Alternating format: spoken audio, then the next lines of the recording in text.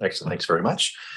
All right. Welcome everybody to our August 29th regular council meeting at the Civic Room in Courtenay. I'd like to respectfully acknowledge the land in which we're gathering is the unceded territory of the Comox First Nation, the traditional keepers of this land. Councillor Moore. Thank you, Mayor. I'd just like to make a proclamation today that August 31st, 2022 is International Overdose and Drug Toxicity Crisis Awareness Day. International Overdose Awareness Day is a global event with the purpose of remembering loved ones lost to overdose and ending the stigma of drug-related deaths. Through IOAD, we wish to prevent overdose deaths and stimulate discussion in Courtenay about overdose prevention and share information on services available to our community. And I'd just like to say a couple words. On Wednesday, on the 31st, there's actually an event from noon till 4 at Sims Park where people can go down and visit with folks who are working in the field of addiction and make connections. I believe there's going to be some speakers, etc.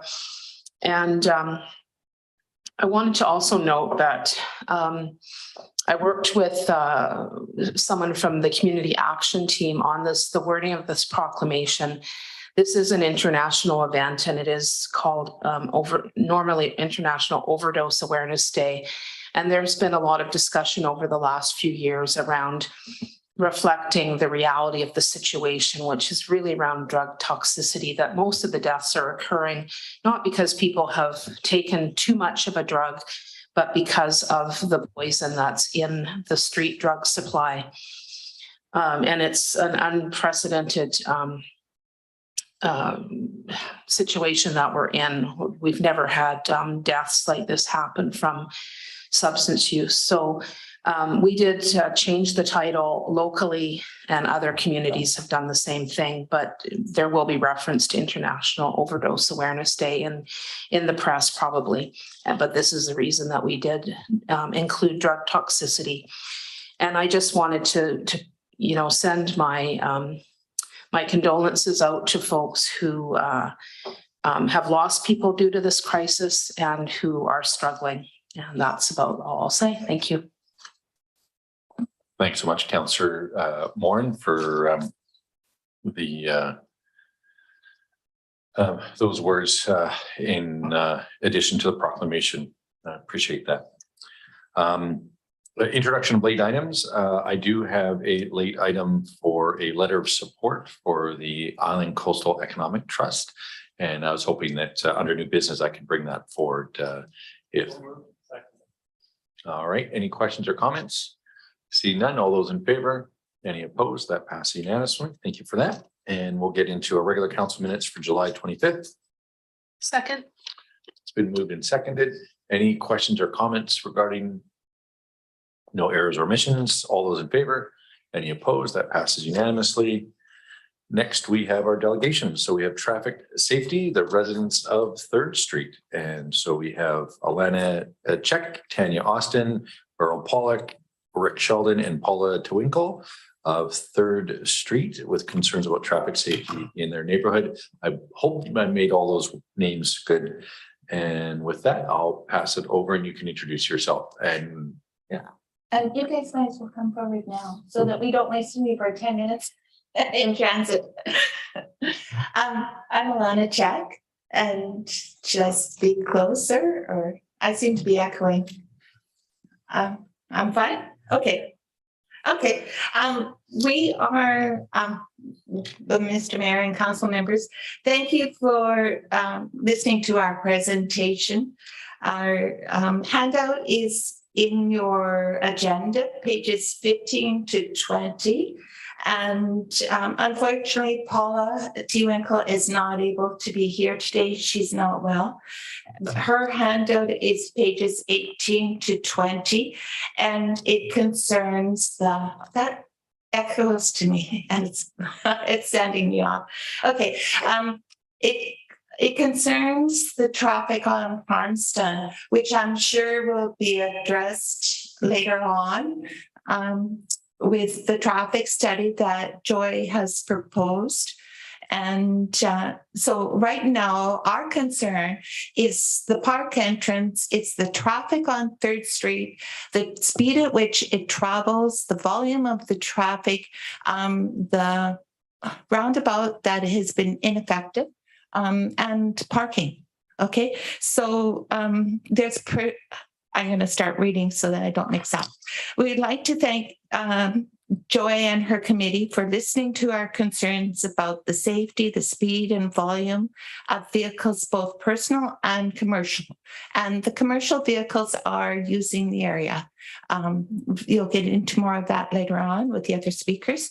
They're using, and we are residential. We realize that the beginning of 3rd Street is commercial. So therefore, when we asked previously whether or not we could have a bullnose cement barrier on 3rd Street, the same as is on 1st Street and 2nd Street, we were told it's because of the businesses. But the 500 block is a residential area. It's not commercial. Okay, and the vehicles are using it as a bypass or a thoroughfare. Sometimes they're really moving through there, but there is a constant, they're constant. There's also parking issues that will be exacerbated by the opening of the park next year. But our main concern is the safety of the entrance for pedestrians in particular entering or exiting the park. And what we're requesting is a bullnose similar to what's on 1st Street. It will allow the bicycles to go ahead and enter, but it would slow down the traffic that is coming up 3rd Street. And there is a blind curve that's formed at the junction of 3rd and Harmston. Rick is going to be speaking to that in particular because it is a very unsafe area if people aren't aware that it's there. Tanya will address the fact that presentations and information, like complaints, have been made in the past, including a petition that she organized last fall, but it's always been, there hasn't really been anything done about it yet. So that is why we formed a delegation. We know that Joy had always said that traffic is not part of her jurisdiction, but we didn't want to wait for an out-of-town consultant to make decisions when we really have what we feel is a low-cost, effective proposal that we really like you to think about seriously and hopefully recommend implementation. Paula was going to speak about the traffic on Harmston. There is a real concern there about, she sent an email to the council members, so you might be aware of her feelings there. But when I was going around, all the people on Harmston, the 300, 400 block, we're talking about how that there are stop signs there, but people just blow through them. And what the people that don't use 3rd Street are using 4th Street, the residential area of 4th Street. And Earl is going to summarize. We've formed the delegation. Okay, I thought, we formed the delegation because Joy has been forthright and stated the parking and traffic were outside its jurisdiction. We'd like to thank Carrie Miller, who has said that she will be our contact person for engineering regarding the traffic and the parking. We had a difficult time finding who specifically we would contact, and we prefer one contact rather than many contacts, and that's what was happening previously. So we were asking also that whether a council member would be willing to be our contact within the council. And I'd really like to thank Doug, who just a few minutes ago volunteered to be a contact, and if there's others that would like to participate with them, the more ideas, the better it is. And not only that, you get a better understanding of what we are talking about and what our concerns are, especially for the safety of the park entrance, individuals coming in and going out. And I'll just comment that you're at about 4 minutes and you mentioned other people are going to talk as well. So In that case. out of the 10 minutes. In that case, let me, I only have one other thing to say, and that is that our request is a low-cost solution compared to the consultant's fee, and that a private outside entity would do. Rick, it's yours. Thanks. My name's Rick Sheldon. I've lived on 3rd Street for about 37 years. So I've seen the changes and I've seen what's going on. And just to give you a little bit of quick history, traffic used to go up 1st Street, along Duncan, up 2nd Street, and then onto Fitzgerald. The residents complained, so they shut 1st Street down westbound. So now it's one way out and that's it. So of course, then the traffic decided to use 2nd Street. So same thing. Everybody complained, they shut it down. Now everybody uses 3rd Street, except since then, the city has taken out all the stop signs. So now it's just a throughfare. It's just a shortcut for everybody heading, because nobody wants to go downtown anymore, just because of all the traffic. There's no stop signs. You just shoot straight through, and everybody's using a commercial, everybody. And something needs to be done before the park opens, and that entranceway at Harmston and 3rd is made public. It's a sharp corner. It's about a 90-degree corner. And if you're coming down Harmston, turning on to 3rd, if anybody parks on the east side of the road, it's a danger, because you got to swing out into the other traffic. So before there is an accident, before this park is put together, something has to be done. A bullnose at the bottom of at Fitzgerald will alleviate 99% of the problems. That way there won't be any traffic coming up. If the traffic has to swing wide coming down, so be it. But at least it'll stop and slow down the dangerous situation that is there. So if we can get no parking on that side, on the east side, that'd be great, and close down the westbound lane. I think, and it wouldn't be that expensive. Excellent. And you're at 2 minutes, just as a heads up. I'm not sure how many more people are going to speak, but I'll be very quick because Rick said most of what I was going to say. So that's fine. I'm Tanya Austin. I've only lived on 3rd Street about 5 years, but in that time, the traffic has increased, and it's been a longstanding problem. Previous measures haven't helped. We're talking specifically about the block of 3rd Street between Harmston and Fitzgerald, where it turns around the corner onto Harmston, which is on that blind corner is exactly where the proposed entrance for the park is right now. Last year, it was a much worse problem while the bridge was closed. We got together a letter, and through the help of Mr. Fritsch and engineering, we sent a letter, and the city did consider about whether or not anything would be done at the time, but decided that they should wait until traffic patterns had stabilized again, and elected, that would be last November, elected not to do anything. Since then, traffic did not return to baseline after the 5th Street Bridge reopened, because lots of people learned to bypass the downtown on our street, especially trucks and commercial traffic, and it's only like to be more of a problem as the park opens. So I would just like to reiterate that Rick says something needs to be done before the park becomes a problem. Thanks very much. And Earl Pollard. 30 seconds, but we're on island time, so we'll give you some leniency. Yeah, and my name's Earl Paul. Well, I'm a recent move from Vancouver to Courtenay, and so far we really enjoy the town a lot, especially the old Orchard area. The comments of the previous speakers and the submission provided to all of you has been very informative on the traffic problems of the old Orchard area. I'd like to note that on the City of Courtenay website, the old Orchard area is, quote, a very special heritage area and a desirable place to live. Currently, 3rd Street and Harmston Avenue have become a raceway for an increasing volume of speeders and noisy vehicles trying to bypass the downtown core. The residents of the old Orchard area strongly recommend that City Council take action now to return our neighborhood to the quiet residential it once was. Thank you. Excellent. Thanks very much for the presentation. And Councillor Hilling, did you have a comment? Thanks, Mayor, and thanks very much to the delegation. I note that a number of the requests that have been made likely involve council discussion with staff around what's possible. If there is a need for a council member to be assigned as a liaison, I'm happy to do that primarily because I actually live on 3rd Street, although not the section involved, but I'm quite familiar with that section of town.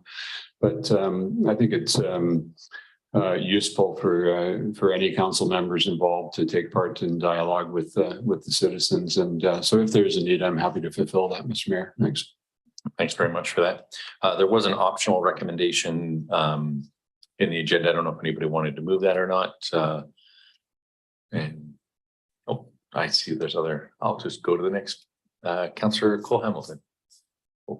Thank you, Mayor. I was just scrolling to look for the optional recommendation. I know we usually don't take action on the evenings that the delegations occur. I just want to thank you for this thoughtful and well-researched presentation. I think most members of council, I think all members of council are interested in ensuring that that safety is a priority on the streets in the city, and that people can walk and move around their neighborhoods with comfort and without excessive speeds occurring. So I look forward to discussing next week or at our next meeting any potential solutions that council can come up with. And I appreciate Director Councillor Hillian for stepping forward to act as a liaison. But you present a compelling case that action needs to be taken, and I think we need to put our minds together to see if we can come up with a solution that works. So thank you for your time, and thank you for your sort of speaking up for your community.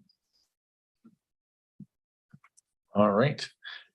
Sorry, Councillor Morin, I had your name selected and then the other light went on. So over to you. Great. Thank you, Mayor. And thank you so much for the delegation. It was really informative, and the accompanying comments really will help us in our discussion moving forward. I know that it was noted in the report, but another resident who's not here tonight did talk to me a little bit about the roundabout in that area and how it's not effective at all. And I just wondered if someone could comment and give a bit more detail about that. And because of course the roundabouts are in theory supposed to help the situation. So maybe we could just hear a little bit more about that so we can factor that into our discussion. Thank you.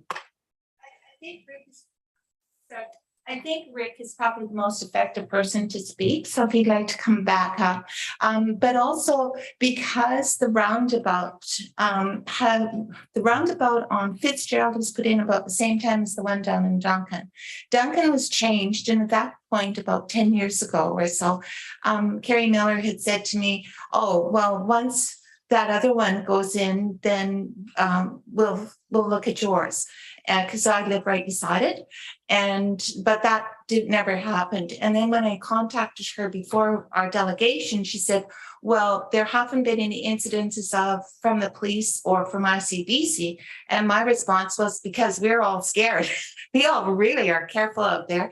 But this bullnose thing will not affect the will not affect the roundabout, because it'll make it better rather than deter from it. Rick, we've got the expertise. No expertise, but for one thing, just to be clear, it's not a roundabout.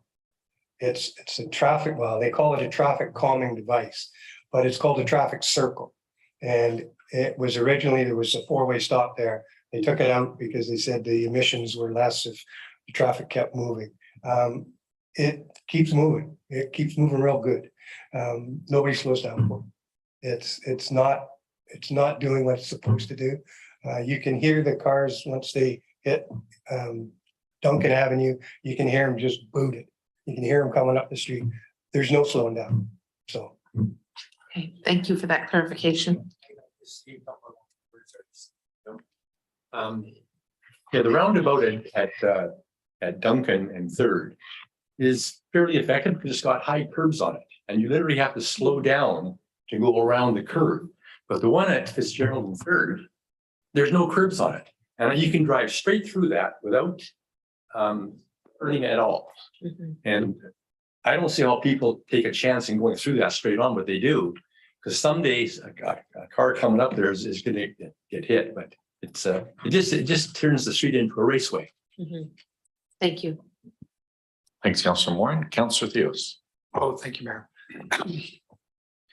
Well, thank you for coming and making the presentation and for being in contact with the council and actually bringing forward potential solution. You know, this engagement, is what really can make differences when the people that are feeling the most affected really step up and make their voices heard.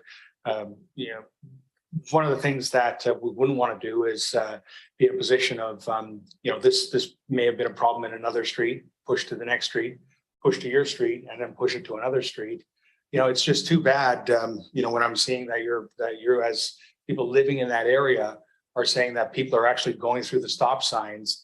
And I wonder to myself, if that's even people that are living in that area doing that. Okay, well, just wondering, because of changing people's habits about going through a stop sign, because that's a pretty scary thing to be thinking that people are just ignoring stop signs in general.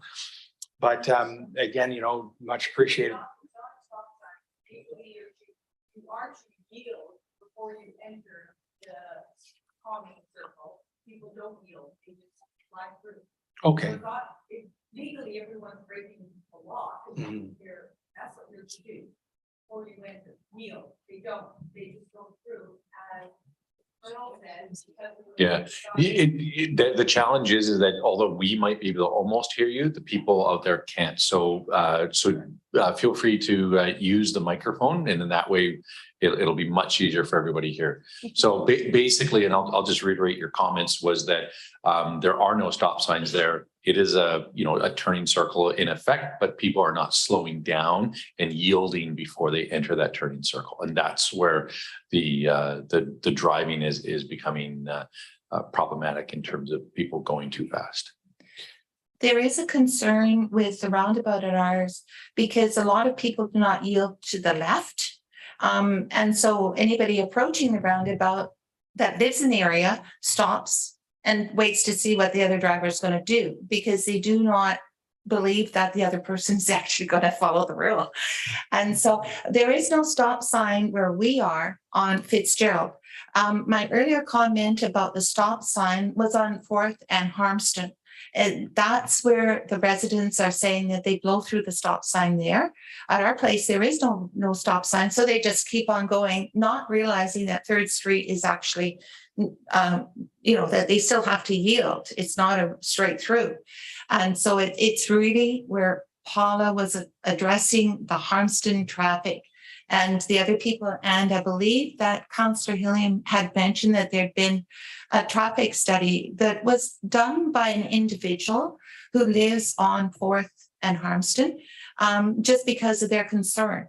And they paid for it privately because that was a citizen concern, and nothing was done at that point in time because they just, it wasn't filling a need that could be done. But with the entrance of the park happening now, we really, really would like it being investigated if we can be proactive enough to avoid unfortunate incidences at that entranceway.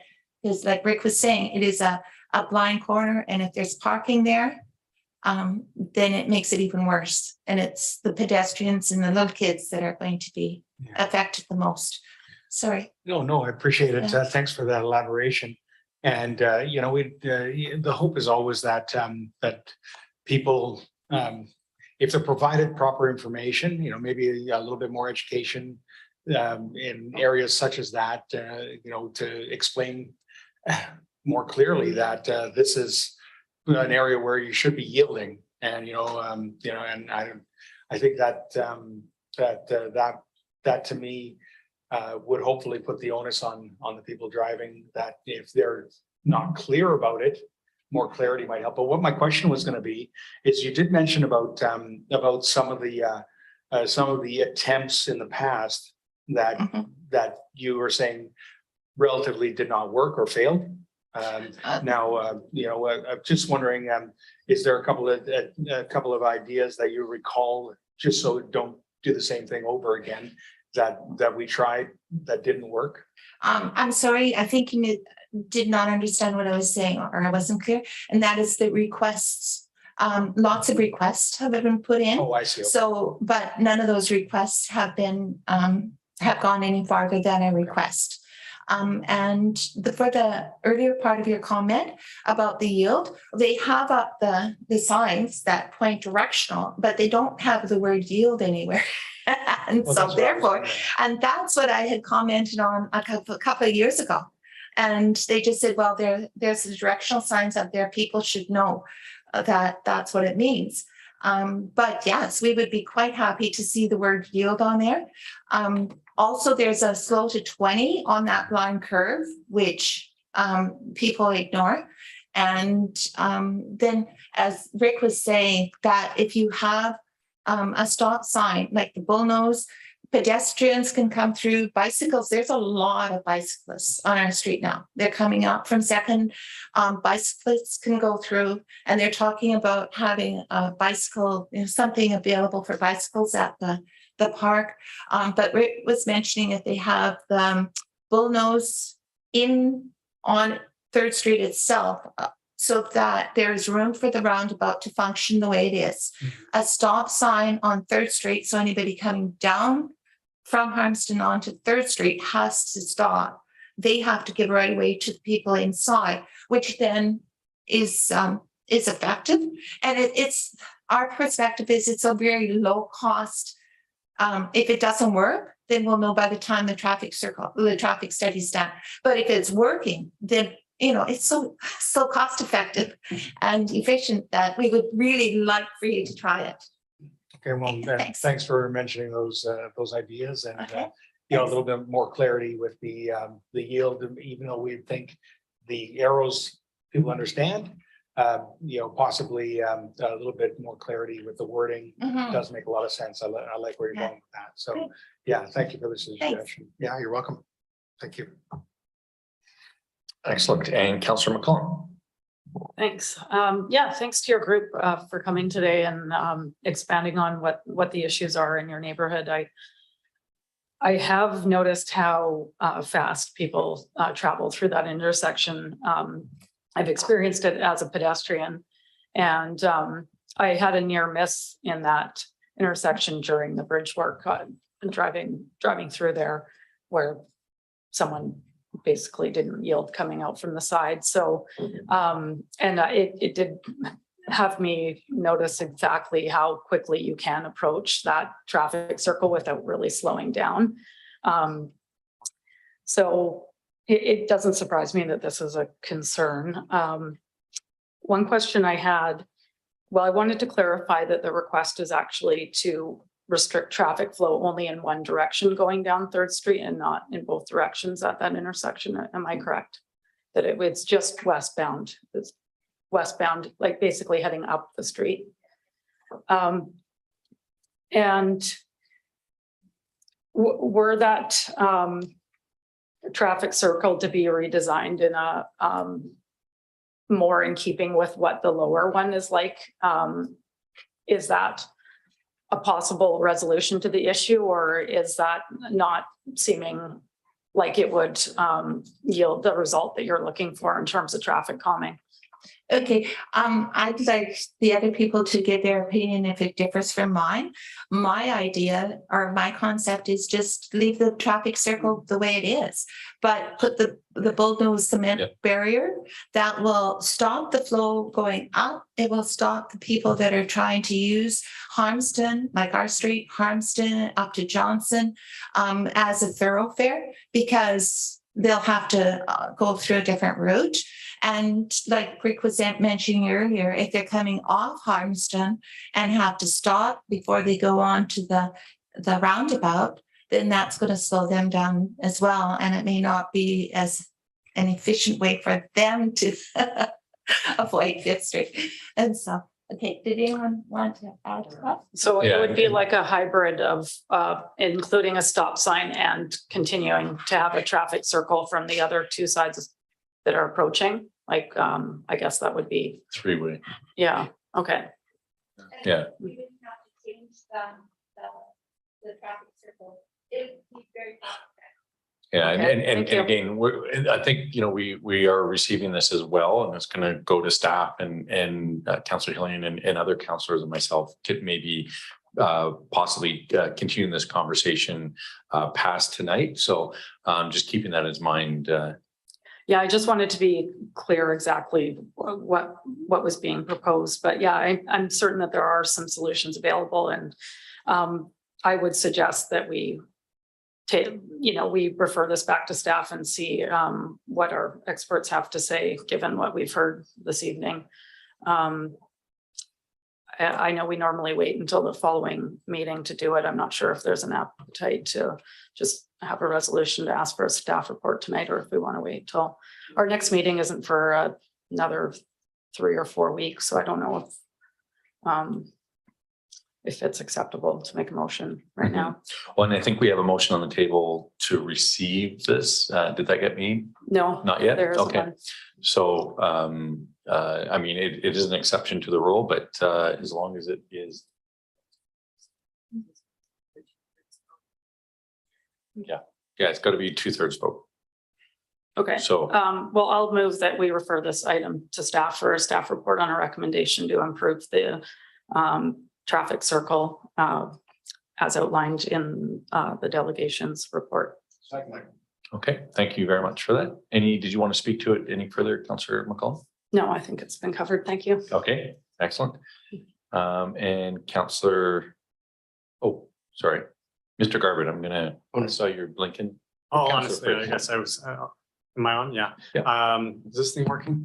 No, I thought I'd just ask what staff thought, but I was also going to say we'll get to this at our next meeting and have like a fulsome discussion and maybe move it over to for staff input as well. So thanks very much. It's obviously a really interesting conversation. I know we want to talk about it. Thanks. Excellent. And Mr. Garbutt. Thank you. Thank you to the delegation. Through the engagement process that you'll hear a bit later about McPhee itself, staff are aware of questions that have been raised, and we've already looked at some options. Deferring studies when we know we have some existing situations. We're free to make some adjustments. As council also knows, later in the agenda, there's a little information about playgrounds on school zones. But we do need to remember that there are actual rules and regulations and signage standards that we need to follow so as to be consistent. We have motoring public comes from other communities. So traffic has always been and will always be a challenge. And City of Courtenay is no exception. And we've had many years of walking through these items. And I've personally done a lot of transportation and traffic planning as a planner. But our staff have already taken some feedback from the group itself. And I think there'll be some discussion during the McPhee concept plan. Thanks. Thank you so much, Mr. Garbutt. And just to the delegation, I know we had the 10 minutes, but I mean, we've been discussing it for half an hour. So just so you realize that this is something that I think council's very willing and able to engage on, and really appreciate your input tonight. So, and I don't know if there's anything else. I think we're going to vote on our motion, but if you had any other things just before we close it up. Okay, I got a further 2 bits worth here. Okay. I think the overriding issue on 3rd Street is the sheer volume of traffic. 3rd Street west of Fitzgerald is a residential street. It is not a major thoroughfare. Mm-hmm. So you can talk all you want about slicing and dicing the roundabouts and this and that, but the overriding issue is the sheer volume of speeding traffic on 3rd Street. Mm-hmm. And 3rd Street should be a quiet residential street. Excellent. There's lots of other, there's parts of 4th, there's 5th, there's 6th that traffic can use. And people coming across the Condensatory Bridge, the shortest way through to avoid the downtown core is up 3rd Street, where you don't have to stop from Cliff Avenue to 4th and Harson. So there's my 2 minutes. All right. And I think that's been covered quite well. And again, just really want to thank the delegation for bringing it to our attention. And it is extraordinary thing. So we do have to get a 2/3 vote, but I think we'll probably get there. So for the motions on the floor, is everybody clear? All those in favor? Any opposed? And that's unanimous. So thanks again. Our pleasure. I mean, that's the role of city council is to listen, especially when there's a delegation. And again, it is only under exceptional times that we actually make a motion directly after a delegation. So with that, again, thank you very much. And you can sit and enjoy the rest of the meeting if you want, or you can yeah, absolutely. There's no one's pressing you out of here. Just some people don't find council meetings. Yeah. Oh, there's more chairs there. Just if there's not a seat for you on either side. So if you want to take a seat out, just so you don't have to stand, because that would make it potentially more painful as we meander through our eagle. All right, with that, we will move into our McPhee Meadows Nature Park final concept plan, and Councillor Frisch. Yeah, Mayor, I'm happy if I read the recommendation. Yeah. Okay, I'll move that based on the August 29th, 22 staff report, McPhee Meadows Nature Park final concept plan. Council approve option 1 and approve the final McPhee Meadows Nature Park concept plan as appended in the McPhee Meadows concept plan report attachment 1, and direct staff to proceed with detailed design within the approved budget allocation in the 22 capital budget, and include a provision for a class D detailed design and construction budget cost of 3.35 million for consideration in the 2023 capital budget and 23 to 27 financial plan to support potential construction in 2024, subject to a successful UBCM SPF grant funding application. All right, it's been moved and seconded, and I will pass it over to staff. Mr. Garvin. Thank you. Really appreciate so many people that have an interest in this beautiful area of our community. Mr. Rushton's has a staff report for you, and our consulting landscape architecture company is here to give us a short presentation. So through Craig. All right. And you're on. Thanks to the CAO, to Mayor and Council. We're really pleased to be here today to present a conceptual design to inform the opening of an 11-acre green space along the Puntledge River to the public, while preserving and restoring its riparian and wildlife habitat features. So this project is supported by the official community plan, Parks and Recreation Master Plan, the Regional Growth Strategy, and also endorsed through our partners at the Nature Trust BC and the Island Corridor Foundation. City staff have been working with Urban Systems to develop a concept design following the recommendations outlined by the Parks and Recreation Master Plan, and inclusive of a full community engagement process. And it is really encouraging to see when you do community engagement, to see that community is involved and comes out and speaks on other issues that they're involved in their neighborhoods. So that's been a great unexpected part of this study as well. The first phase of the community engagement process considered feedback from Comox First Nations, the late donor's family, Nature Trust BC, and adjacent property holders. The greater community input was gained through an online survey. From this input, a draft concept plan and project feasibility report was presented to Council during the June 27th Council meeting, in which Council approved the application to the UBCM Canada Community Building Fund grant, and City staff submitted the grant on June 30th, 2022. The next step was to engage and receive feedback on the draft concept plan.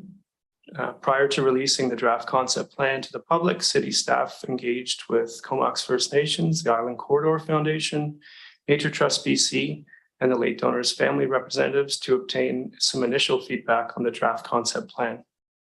City staff then posted the draft concept plan on the city's project website for feedback submission, and supported this through social media outreach, local newspaper ads, and a press release to promote feedback and participation at a virtual open house session. Full summary of the engagement and feedback provided by our community is included in the staff report. But at this time, I'd like to provide greater detail into the community engagement and feedback, and how this input has informed the final concept design. I'd like to introduce John Corlett, who's a landscape architect with Urban Systems, who will provide a short presentation.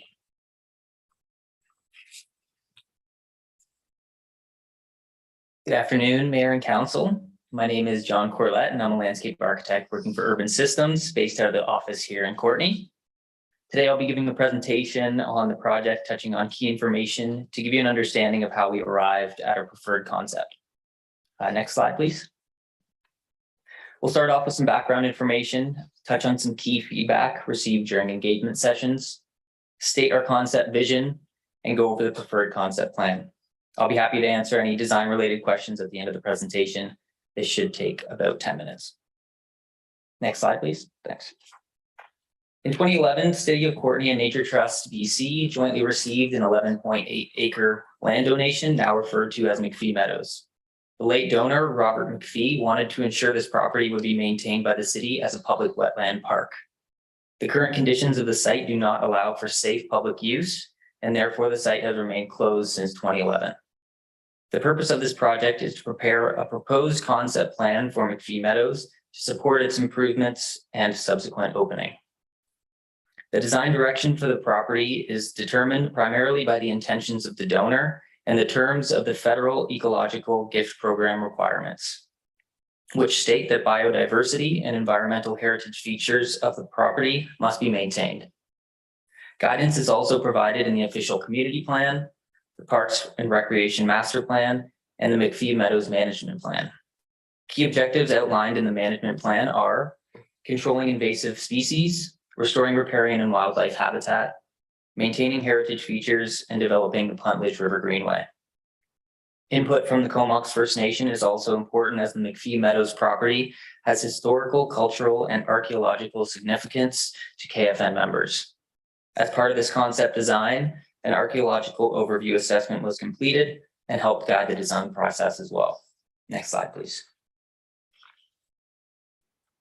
Throughout this project, the engagement process was implemented to obtain input from partners, rights holders, interest holders, and the community. Our phase 1 engagement focused on strengths and challenges of the site, visions and objectives, and recommendations for consideration in the concept plan, and included meetings with Nature Trust BC, the McPhee family, and the adjacent neighbors, as well as a community survey and a site visit with the KFN representatives and City Council. Our phase 2 engagement was a series of workshops that allowed interest holders and the public to provide feedback on the draft report and the preferred concept plan. Next slide. These next few slides are some of the key feedback received during the engagement process I just described. This here is a summary of the survey results received during phase 1 of our engagement. As you can see at the bottom left of the slide, there were 724 responses to this question, which is highlighting the importance of certain park uses. As you can see, the top responses are trails through the site and environmental stewardship by the community, followed by trail connectivity with other Courtenay trails and access to the river's edge. Next slide. This is the survey summary showing supported park improvements, which shows significant interest in trails and river access. Next slide. As previously mentioned, McPhee Meadows has historical, cultural, and archaeological significance to KFN members. Key feedback received from KFN throughout our engagement process included following the archaeological overview assessments recommendations, a desire for cultural history to be captured through educational signage and programs, and the inclusion of native species planting, specifically varieties that restore Indigenous food systems. To date, the city has obtained a cultural heritage investigation permit from KFN to ensure any archaeological findings are handled in accordance with the KFN cultural heritage policy. Nice, I don't even have to say next slide. This slide shows key comments within the project scope that were received during our phase 2 engagement project workshops and through city emails, as well as actions taken to address these comments. Actions taken included reducing the width of pathways through the panhandle, removing or relocating benches, further exploration of Second and Fitzgerald access, adding guardrail and or fencing around the viewing platform, and adding bike racks at the 3rd Street entrance. Throughout the engagement, there were also comments received that were related, yet outside of this particular project scope, For example, the Third Street traffic and parking concerns, permitted uses in the park such as biking, dog walking, etc., and encampments on site. Next slide, please. After the engagement sessions and background research, we developed a concept vision to provide an overarching direction for the design process. You can read the vision here. I can just read it out, that might be easier. McPhee Meadows focuses on protecting and enhancing this culturally and environmentally rich property, providing opportunities for the community to walk through, enjoy, and learn about the cultural, historical, and ecological context of this beautiful riverfront park. Next slide, please. This is the preferred concept plan. It is based on guidance from the documents that I touched on earlier, as well as the engagement process. I'll go through this plan touching on key features, keeping in mind that this is a concept plan and these features will be further refined during the detailed design process and will be dependent on available funding, grants, and council direction. There are two main access points labeled as number 4 on the concept plan and highlighted with a yellow asterisk. These access points will be formalized, allowing for safe and stable entry down to the meadows. Number 3 shows pedestrian trails that improve circulation and connectivity within the park and to surrounding areas, with a loop through the meadow, path through the panhandle, and connection to park entries and existing rotary trail to the south. River access is available and labeled as number 1 on the concept plan. The existing river access in this location is to receive invasive species removal and addition of boulder arrangements to be used as natural seating features and access to enter and exit the Puntledge River. The orchard, labeled as number 2 on the plan, will be cleaned up and maintained with tree care and potential expansion to allow for additional tree planting, demonstration gardens, and cultural learning spaces. Possible partnerships include Lush Valley Food Action Society and KFN. The existing fence will be replaced for safety reasons and the existing well will be secured. As we move over to the Island Corridor Foundation lands along Menzies Avenue, you will see multiple program features, including number 5, a washroom, number 6, open space, and number 7, a parking lot. The washroom is conveniently located for the community to utilize when enjoying the open space and trail system in the meadow. The open space is a flexible space for community that can be used for gatherings, picnics, and other activities such as pop-ups or community functions. It's important to note the proposed planted screen lining the east side of the space to provide privacy for the neighboring properties. The parking lot will allow for visitors traveling by vehicle to park on site and off of residential streets. Last but not least, we have the viewpoint labeled as number 8, which is located at the north end of Fitzgerald Avenue, overlooking the river and park. In the bottom right corner there, you'll see a phasing plan which highlights 3 phases. First being the McPhee or the Meadow and the 3rd Street access. Second being the Panhandle and Menzies Avenue access. And 3rd being the ICF lands and programming. Depending on available funding, this phasing plan is subject to change. Next slide, please. In conclusion, our preferred plan stays true to the concept vision, which was established through review of the previous planning documents and engagement process. We're grateful to be involved in this project and look forward to the park's opening. If you have any design-related questions, please feel free to ask me. Anything outside of the project scope, I will refer to city staff. Thank you. Thanks very much for your presentation today. And I think most of council, if not all of council, was able to do the tour quite some time ago now, I guess. And we're joined with members of Comox First Nation, which was really great to get their feedback firsthand as well. So with that, Councillor Frisch. Yeah, thanks, Mayor, and thanks for the presentation. Certainly exciting, and as we add more people living to the downtown area, one of the most common comments I hear is, well, we need more parks downtown, places to be, and this certainly fits the bill.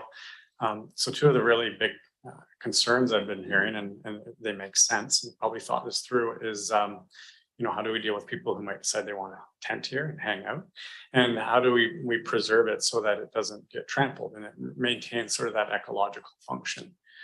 If I could throw those out to you, just 2 little ones. Yeah, for sure. In regards to maintaining the ecological function and avoid trampling, we're The intention of the trail system is to formalize a path, which encourages people to stay on that path. There was previous discussion of just a mown strip of sorts. But by adding this gravel path, it really formalizes where people should and shouldn't be. So the intention is to keep people off of the rest of the meadow that way. In regards to the encampments potentially happening there, I may refer to the city on that and what bylaws they may have to deal with things like that.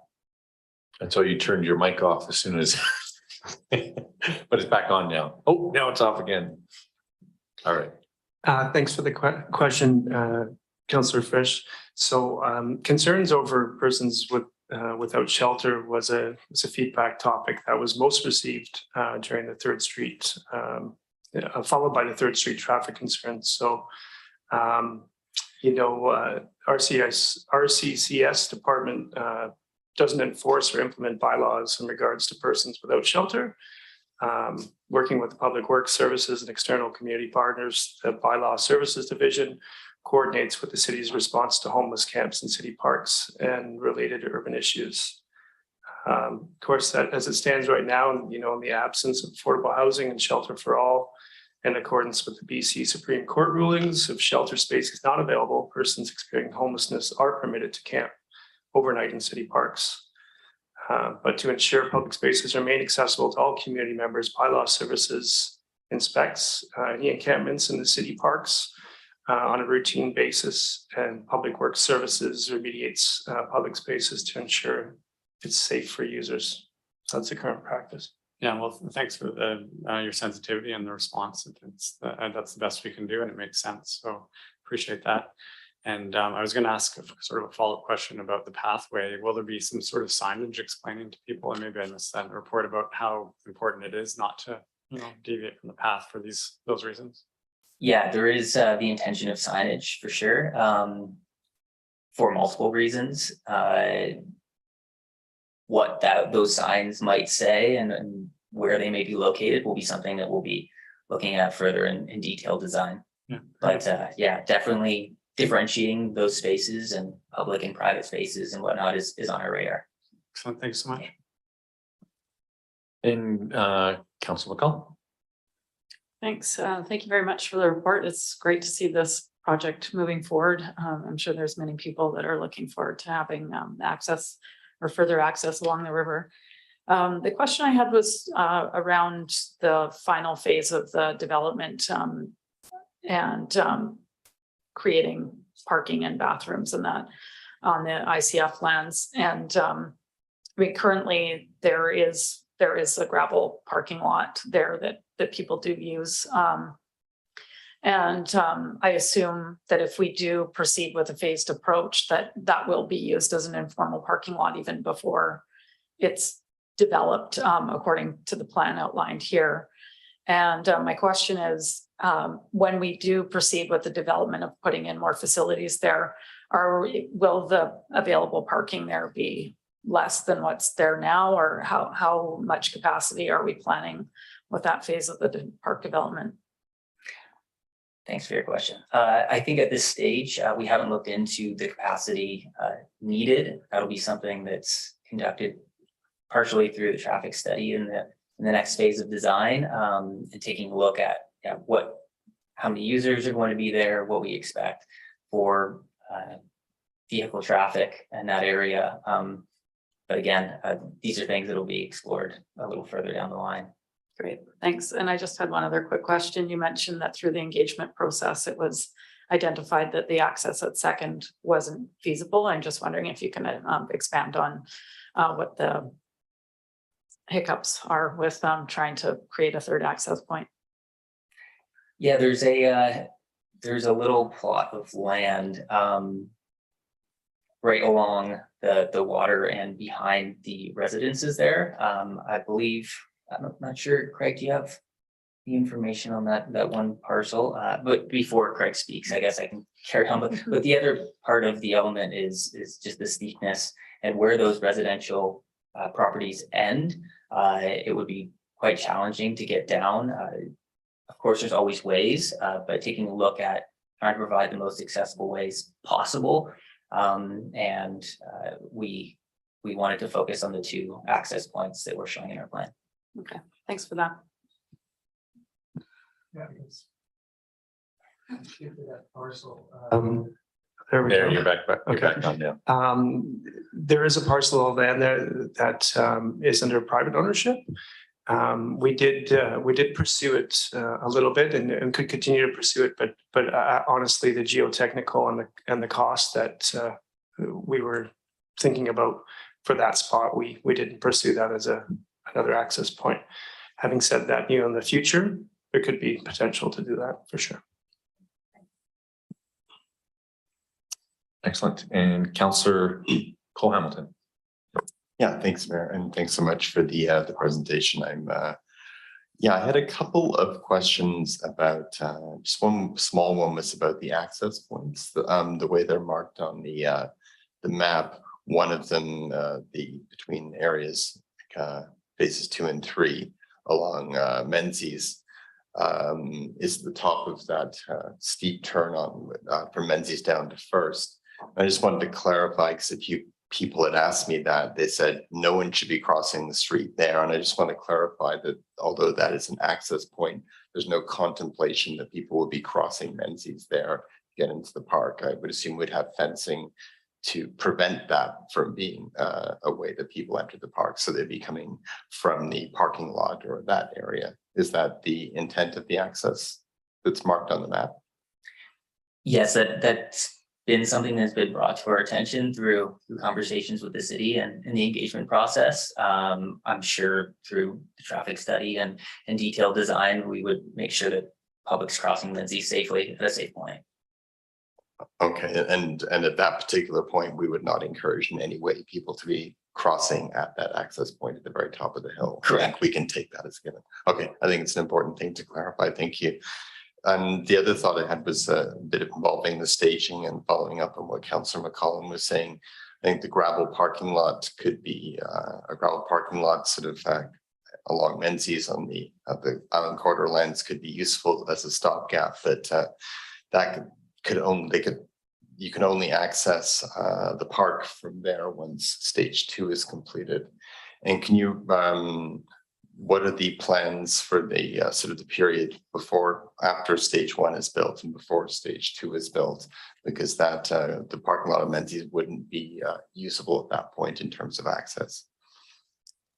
Craig, I see you. Thank you. Thanks for the question, Councillor Hamilton. So the plan is, our preferred plan is to get funding and do all 3 phases at once. Sure. I think if that doesn't happen, or we need to go a different route, then we might relook at the phasing in consideration of that. But the preferred is to do all 3 phases in one. And we are seeking an additional grant as well right now that I can speak a little bit to. Once I find it. Nature Infrastructure Grant. It's a federal grant up to 3 million with a 20% investment by the city. The due date's the end of September, and our CCS staff are currently tackling this with another submission. So. Okay, thank you. And just a follow-up if I may. And just an observation on that I obviously would love to see the entire thing done in a single integrated phase. But if it does have to be done in 3 phases that we're indicating, then I think some focus and attention to how to integrate the parking issue, because the lot is quite a distance away from McPhee, and without a workable trail to get there, that's going to leave a lot of the parking to the community on the sort of Harmston and Third, the other access point. And I think we want to ensure that's not, that's not a burden that's unduly placed on that community. So yeah, just I guess to flag that if we cannot do it all at once, then we'll need to be addressing that. Okay, thanks. Thanks, Councillor Cole Hamilton and Mr. Garvin. Thank you. Through the mayor, just following up, Councillor Cole Hamilton, we're aware this is a very significant community priority. And so that generally takes a fairly big role in our budget. And I can assure council that should we find constraints, as Mr. Rushton had said, we will have a response, because it's been very clear through the engagement that we don't want to have that burden. It may result in some adjustments, but all things being equal, we're very positive, both through the partnership with the community and the fact it was a gift through the community. Very extensive engagement so far with Comox First Nation, as well as Nature's Trust. But we're cautiously optimistic that this is something that would attract funding because of a variety of factors. And so, having said that, though, we have to be realistic, and our response will be shaped by the monies that are available, and also the engagement and feedback we've had from the community. Thanks again. And Councillor Moore. Great, thank you, Mayor. I've got a few comments. Regarding the encampment aspect, I'm wondering how much of that we've seen now, because I'm assuming because we have the responsibility of care of this land, even though there's not a park there, that we are dealing with any encampments there currently. So I was curious what the experience has been around encampments thus far, because my hope would be that once it's a park, we would have even more ability to manage that. And as you said, although folks who are unhoused can set up to sleep overnight, they are asked to fold up their tent basically in the morning. So could you comment on encampments? And then I've got a couple other questions. Thank you. And Ms. O'Connell may want to interject. Thanks, Councillor Moran, for the question. So in the last couple of years, we have seen encampments within the McPhee Meadows area. Because it is quite challenging to access currently, we haven't seen a lot relative to some of our other large spaces, say, for example, Condensory or Millard Park. I would imagine as it becomes more easily accessible through improvements that are going to be made through rec and culture and community services, that with our ease of access, there's also ease of access for other folks to be in there as well. We have a very high level of service when it comes to responding to encampment situations. That said, we do our best to do daily, weekly, bi-weekly and routine inspections. We really do rely on the public to let us know when someone has moved in, so we can go and do some outreach and coordinate with them.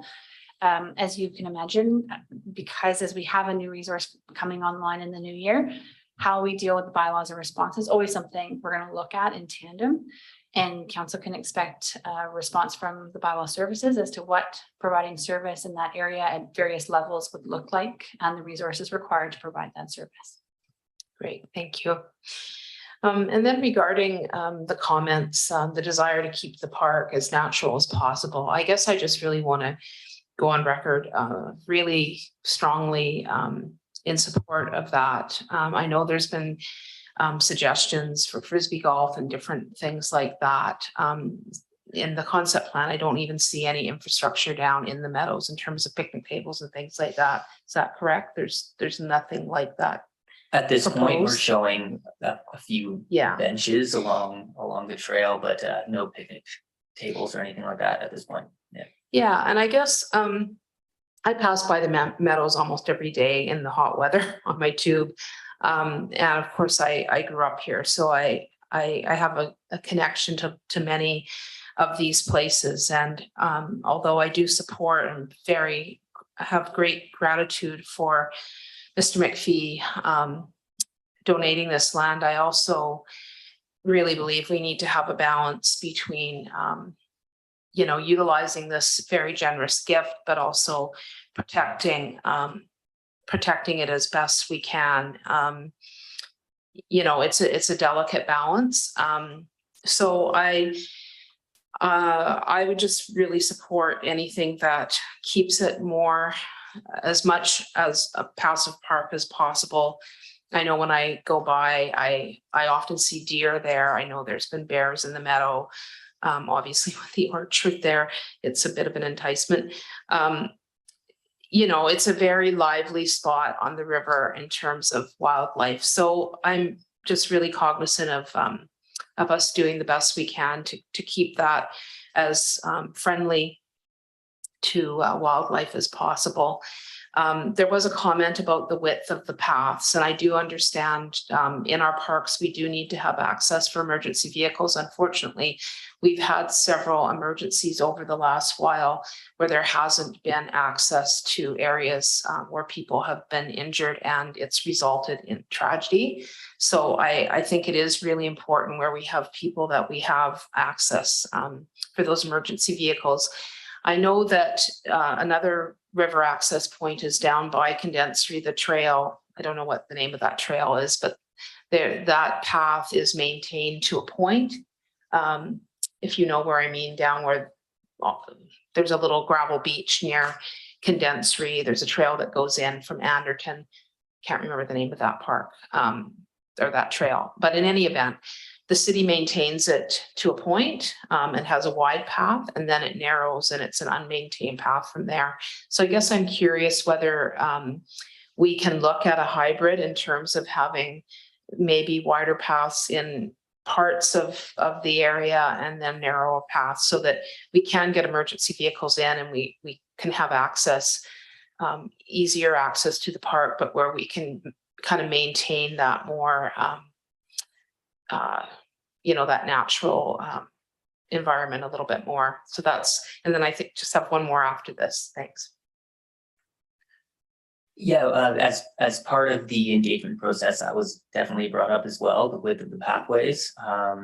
Obviously, the reason being emergency access and maintenance vehicles.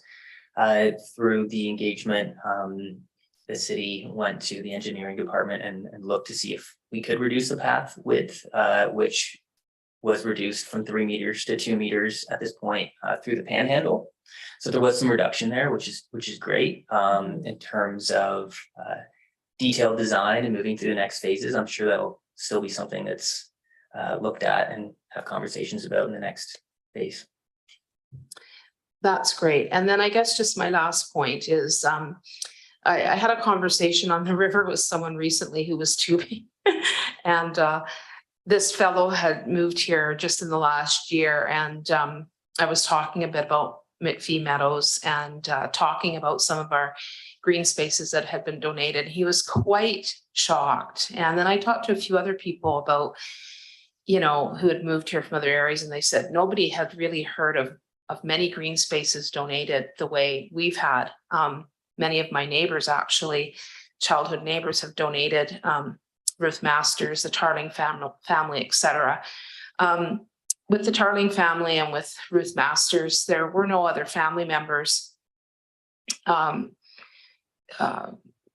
alive when those donations were made. But I do recognize that we do have McPhee family members who are here and have this, this was there, and as much as they've respected the wishes of Robert McPhee, that I think it's another area that I know that we've pursued with great sensitivity. But I would just like to just say that I think that's really important, that we do have folks who've been enjoying that land. Oh, didn't think I'd get so emotional about it.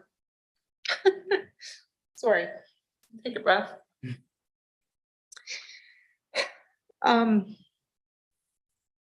Just that we're sensitive to that and respectful, and that we appreciate the donation very much. Thanks. Thanks very much, Councillor Moore. And next we have Councillor Hilling. Thank you, Mayor, and thanks for the presentation. Would it be possible to pull up the slide that shows the site with all the numbers on it? I've got 3 specific questions, and it would help if we had visual.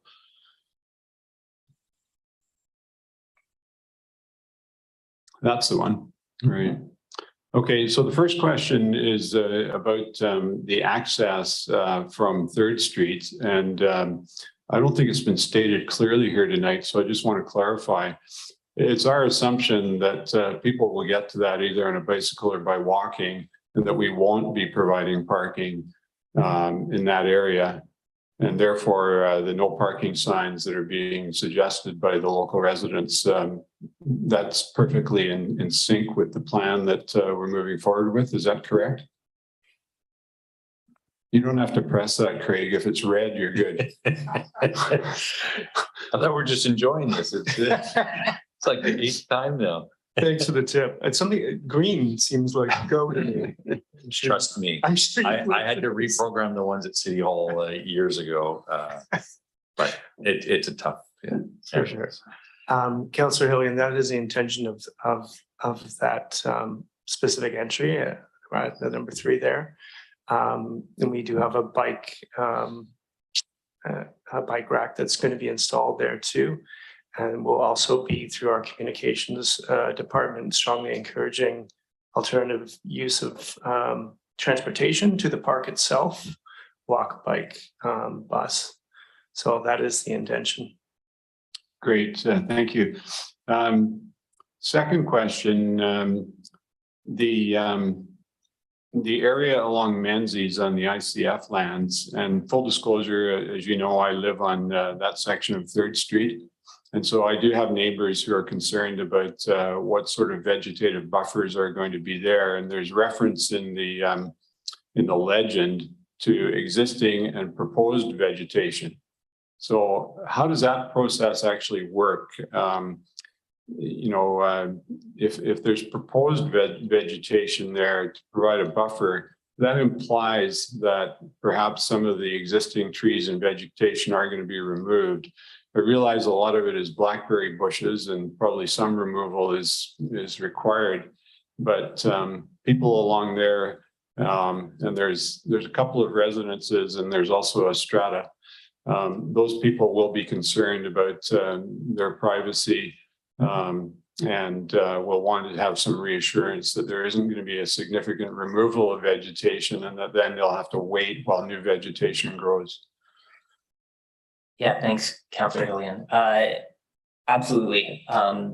The intention is for removal of invasives, as stated throughout the plan. But keeping existing vegetation, especially mature, healthy vegetation, is always the plan. We will be infill planting, so it's only going to improve. Any mature trees or shrubs along that area will be preserved. Any invasives or gaps created from removing invasives will be infilled with native planting, and the screening will stay. Okay, and now that sounds good. The discussion, as you know, has been going on about this for a number of years, and originally it sounded like there was a bigger parking lot proposed, and several of us on council voiced concern that we wanted to encourage as much as possible that people would get to this park under their own steam. Of course, we know that there's a need to provide some parking so that residents from further afield can enjoy this opportunity. But has there been a decision made as yet about the size of the parking lot, and does that graphic on screen represent that decision? For example, you'll see there's a little red line, arrow dot, pedestrian connection. That's the alley. And it looks like it suggests that the parking lot should go to the alley. Have we actually decided on that, or is that still up for debate? At this point in the conceptual design, it's a placeholder of sense of the capacity and the size will be determined through detailed design and a further study of needs. Part of the reason why putting that open space beside the parking as well is to allow for flexibility. If it starts as smaller and more is required, it's an easy increase in size. So programming it that way was our intention, just in case that needs to change in the future. Okay. Sorry, this is turning into more than 3 questions. So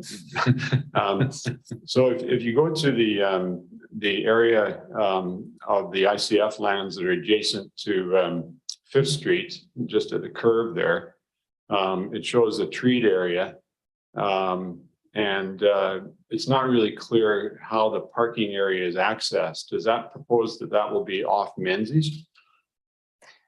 Again, the traffic study in the detailed design will determine the safest entry to and from the parking. At this point, we have not looked into access off of Fifth or Menzies. It's just a placeholder for now. Okay. And Mr. Garbutt has a comment as well. Oh, well, I was just going to say there may be an argument for having parking closer to Fifth Street and, you know, creating more green space adjacent to residents on the ICF lands. Anyway, final point. If you look at that where the trail comes down from the ICF lands and where it bends at the bottom and starts going towards the number 3, there's actually a little beach right to the left of the trees there, the green trees. And well, let's fess up. It's kind of the neighborhood's private little beach because not many people know about it. And you can get down there and swim and sit and watch the tubers go by on a hot day. Is that beach actually part of the property? And if not, are we envisioning that the vegetation there will prevent people from accessing it? Because there is in fact a trail through there right now along the river edge. Yes, this was highlighted in earlier concepts. It came to our attention through the engagement process that is on private property. So making sure that vegetation is an appropriate screen and blocking that existing trail is an important part of keeping people off that private property beach. Okay, well, that's kind of a good thing and a bad thing, I guess. Okay, thanks very much. Thank you. Yep, if I may, Mr. Mayor, through the council, this is the exact reason why we're bringing a concept plan together. Very excellent questions. Some of those things will be answered through the design process. We have to respect private property. We don't facilitate trespass. There's a whole bunch of issues through there. Well-used area, long-used area. We do remember that in our amazing visit with Comox First Nation, there's also significant paleontological as well as archaeological potential in the corridor. We want to need to manage some of those uses and access points. So some of that remains to be seen where we'll go. We need to be very sensitive to those items, and we really appreciate council's feedback. But some of it will be developed. We also have to develop budget commensurate with improvements. And as we've been identified as such an important focal point, it may be that we just kind of gradually move through that. And those improvements are structured in such a way as we can afford them and or plan to implement and manage them, because we have a very limited parks department as well in our organization, as well as a limited bylaw enforcement department. Thanks. Thanks, Mr. Garbutt. And Councillor Theos. Thank you very much. Yeah, it's interesting. Quite a few years ago, I remember talking about people donating lands. And, you know, the vision was how do we acquire lands at the best affordable rates? And I remember saying, well, you know, we can actually have people donating lands. Why not? And happens to be that since those days, I remember the council at the time didn't really think that was going to be possible, but it's happened a few times throughout the Comox Valley. And, you know, when I look at this particular location, what I'm thinking is that this may be a model for other potential pieces of land that are significant to the community, where families may want to donate, or individuals may want to donate either the whole pieces or partial pieces of land. And so if we do this right, and it comes out to the point where it's very appealing as in terms of what did we do with it, then we may see that happen even more often. So my question is a few questions, if I may. One is that you know, when you have a piece of land like this, you want to try to get as much education out to the community of what the meaning of this land is, not just have a park, but to have maybe signage of saying, this is what this section of this park meant. This is what this section of this property meant. And, maybe some historical background and maybe some special stories that might be behind that. So if you do some interviews, maybe with the McPhee family members that are in the area or around, we might be able to get some of that historical stories and be able to attach that to signage that stops people and gives them something to read and understand the significance. And maybe even schools, young kids doing tours of the property, that could be kind of part of their educational element. So that's my thoughts and recommendations as in terms of educating on not just seeing a beautiful park and property, but actually what was behind it all and all the stories. Secondly, I know that the CAO touched on this a little bit while he was just communicating his comments, and he's pretty sharp comments. When it comes to this property, it's private property and donated with the historical background. Now, as in terms of encampments, would this not be excluded because of the fact that it has a covenant and it's private property? So I would think that there could be some heritage element to it, and it could be excluded from what Mr. Rushton's comments were, is where people. Mr. Garbutt will just interject here. Thank you. Thanks for Councillor Theos. This issue of unhoused people and parks, everyone has heard about it all across Canada, throughout British Columbia. And on our bylaw department, there's work to be done as it relates to a camping bylaw. I really don't want to raise some specter that all of a sudden people will be supported in a camping concept there. It's not the most accessible location, even when it's going to be improved. And we will be bringing forward policy as to manage that. Many jurisdictions, it's some work that we've not been able to get to, and we don't have significant camping issues in our parks per se. So we're really, it's a high priority item to be worked on in 2023 with our bylaw policy group. And so I just want to be really clear that we're not anticipating this to be an area. And when people develop these bylaws as it relates to the regulation of camping in public spaces, you're correct. We can establish where, when, and under what circumstances. But the specific circumstances to relate to the donation of this property would need to be factored into our entire policy development. It doesn't, just by virtue of being a former private property, we wouldn't exclude it. But I don't want to suggest in any way that we're, that this is some policy development that the council will be presented with. It'll be informed by case law and good management practice through our bylaw department, Mr. DeGraff with Ms. O'Connell on that side. Thank you very much, CAO, and appreciate that. And of course, moving forward, we'd want to be ensuring everybody has safe access and feels comfortable, and the property's not kept very well. I also have a question about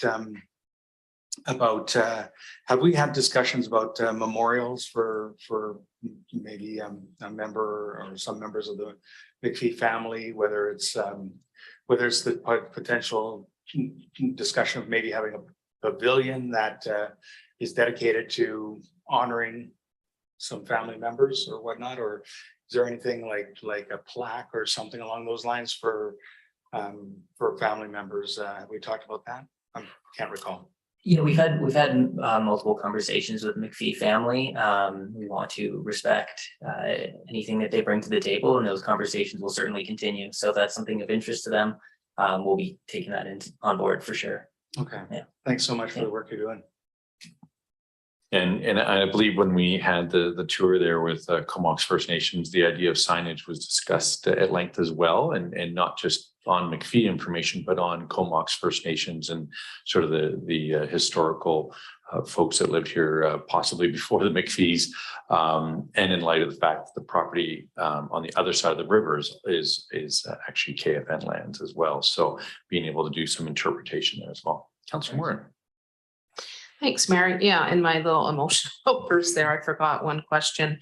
And that was more around the traffic. I did have a local resident talk to me recently about that corner of Menzies and Fifth and how she sees it as very problematic getting in and out of there and scary. And she was actually said it was one of the worst corners in the Comox Valley, in her opinion, and she lives in that area.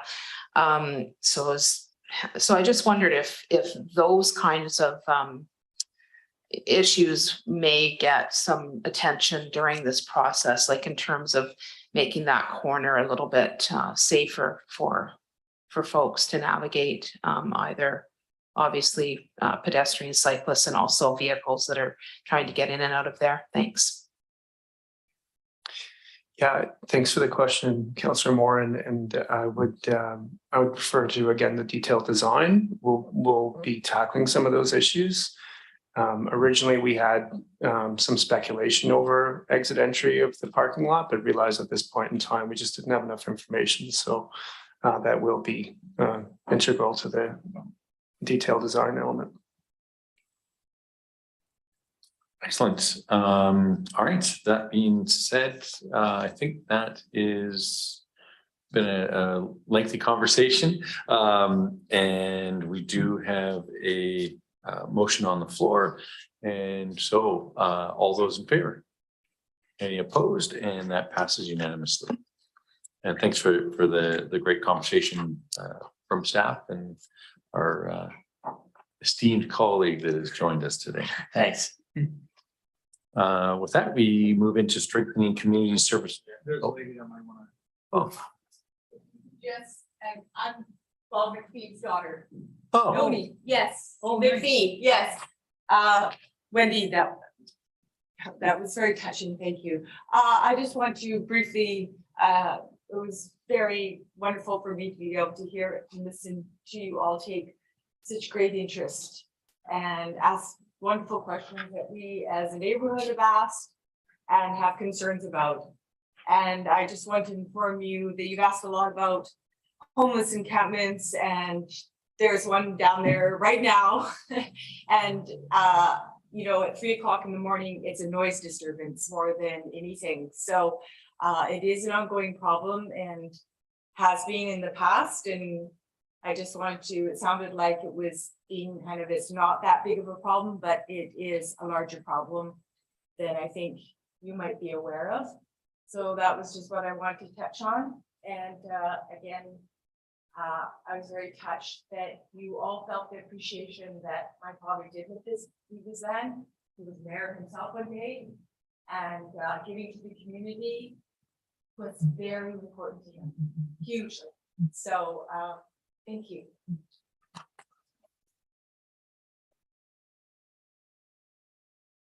Thank you very much for your you can turn your mic off now.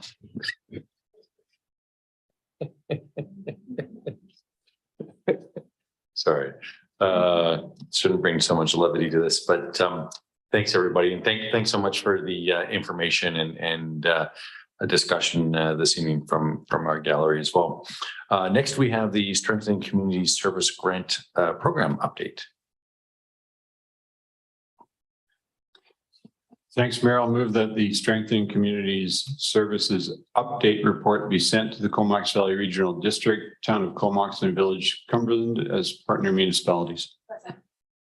All right, and Mr. Carpenter.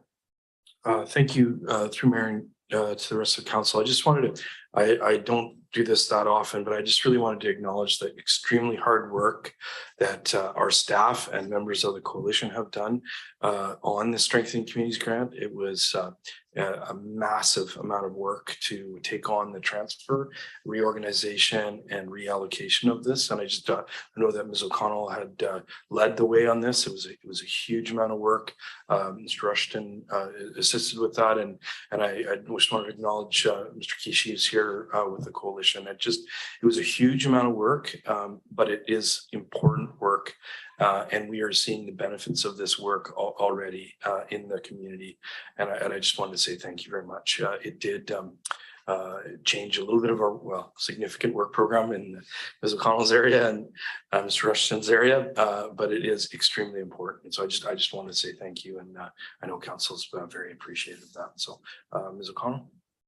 Thanks, Mr. Garbett. And yeah, I think on behalf of council, it's pretty, we're just amazed at what was able to be done and that the program is continuing. So we look forward to the update. Thanks. Adriana, can you put the slide there? So thanks very much for the introduction. And basically, we've got a bit of a two-parter presentation because we are transitioning from me being the transition lead to Craig taking over through the Recreation, Culture and Community Services Division. The constant will be the representation of members of the coalition who are very totally invaluable as key members of the committee who has been advising us all along. So I'm just going to give you a bit of the background of how we got to where we are today, and then Craig will do the forward thinking of where we're going tomorrow. So the Strengthening Community Services Grant was provided through funding through the federal government and the BC government, and was administered through the Union of BC Municipalities. So they're the ones who received the grant applications and determined the funding. Really, the catalyst for the provision of this funding was because of COVID-19, and there was a notable increase of the visibility of unsheltered individuals within the community. And the two levels of government, being the federal and provincial, recognized that municipal were having to respond and to these issues as they were occurring in public spaces. The goal of the grant through the program was to support governments that wish to take action, bridge the period between COVID outbreak and post-COVID recovery.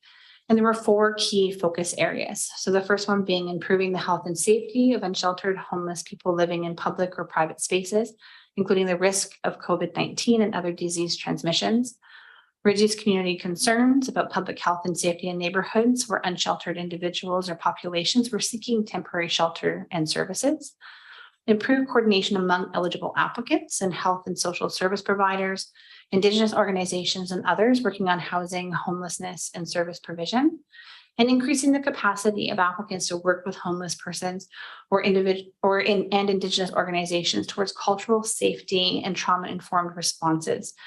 Larger cities have been dealing with a surge in homelessness for some time. And it's not that Courtenay didn't have homelessness historically, but we did have a very significant increase and have seen an increase over the last homelessness count that was conducted literally a week before the pandemic struck. So, we haven't had a count since then, but through coordination with the CBTS and the coalition, we've been able to piece together some estimates on the numbers. So in 2021, a joint application was submitted on behalf of the partner municipalities, being the City of Courtenay, the CVRD, the Village of Cumberland, the Town of Comox. This process was greatly supported by the Coalition to End Homelessness at the time, as well as the Comox Valley Transition Society, who were instrumental in the drafting of the original grant application submission and program descriptions.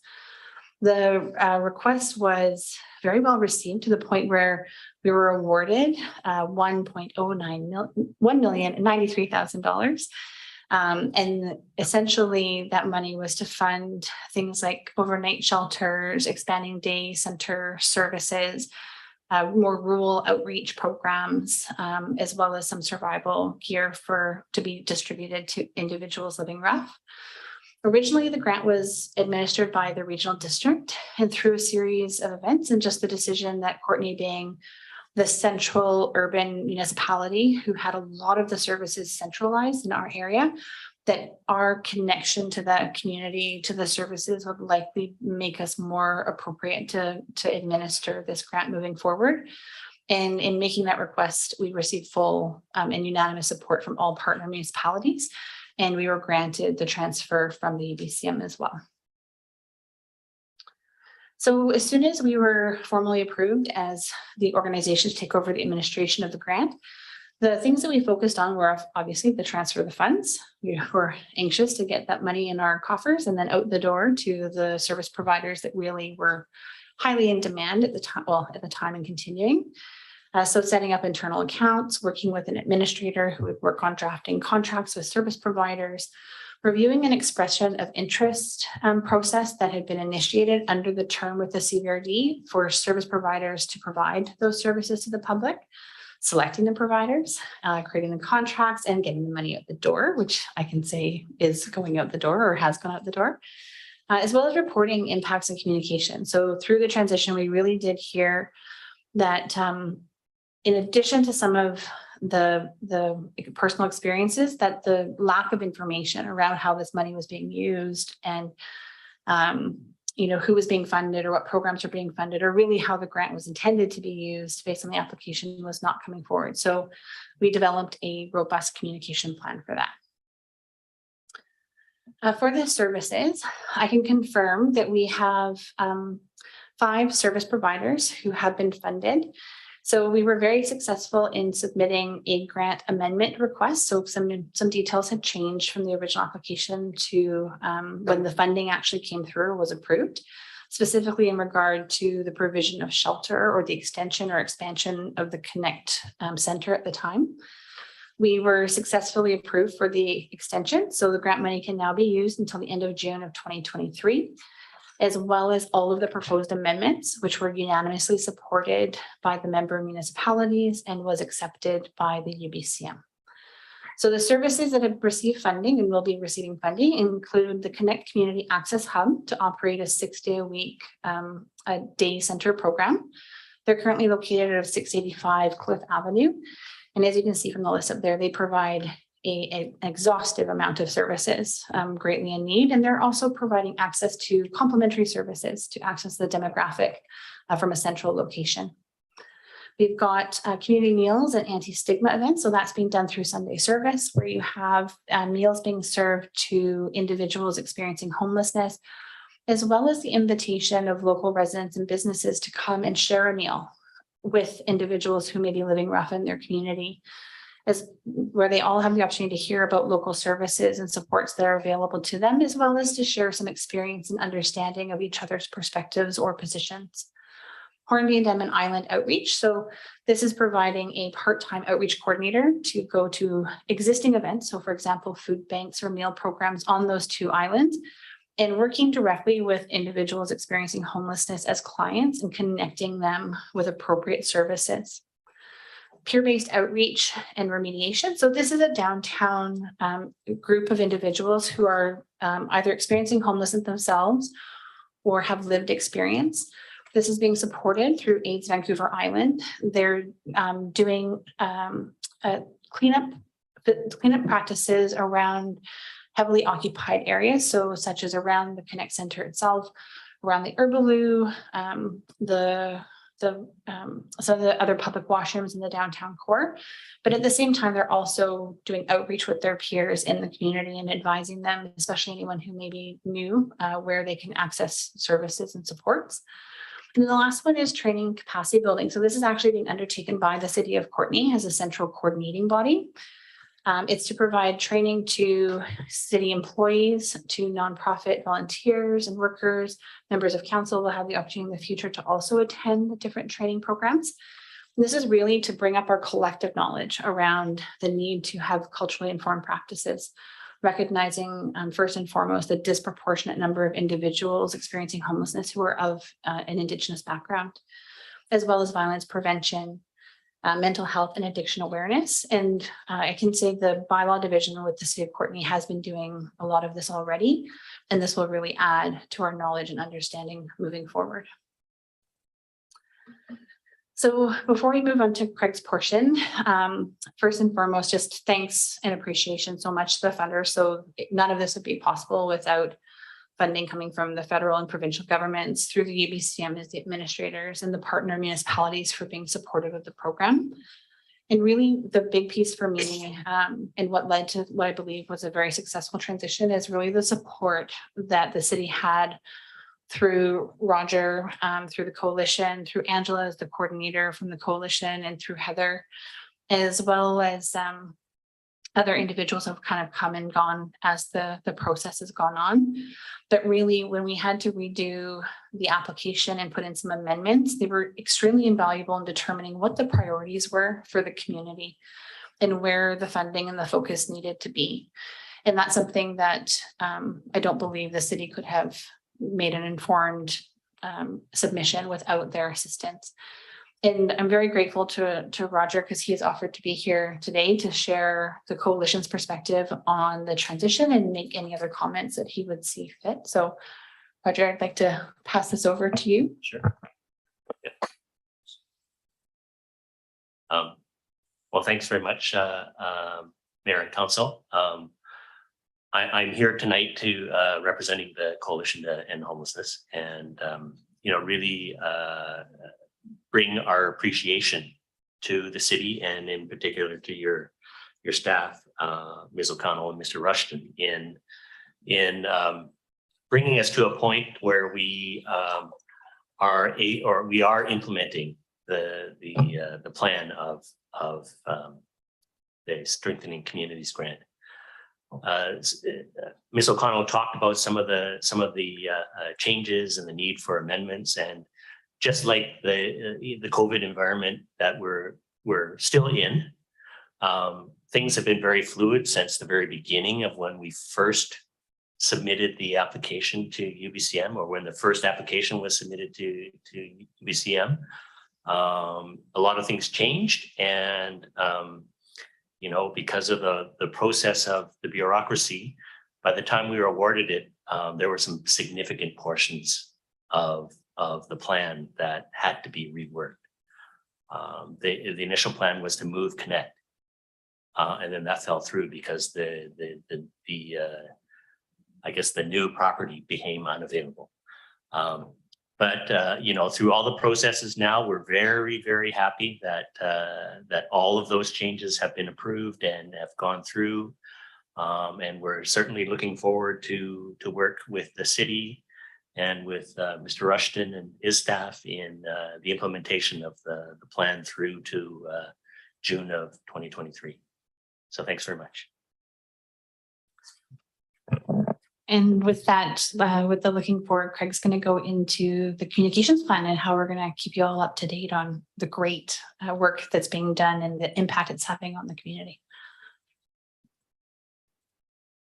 That's an excellent question. I believe you could ask a question. Just because it's more on Kate's portion, Ms. O'Connell's portion. Is that okay? Okay. I was just curious about the training that you mentioned, the last bullet there, the trauma informed training, et cetera.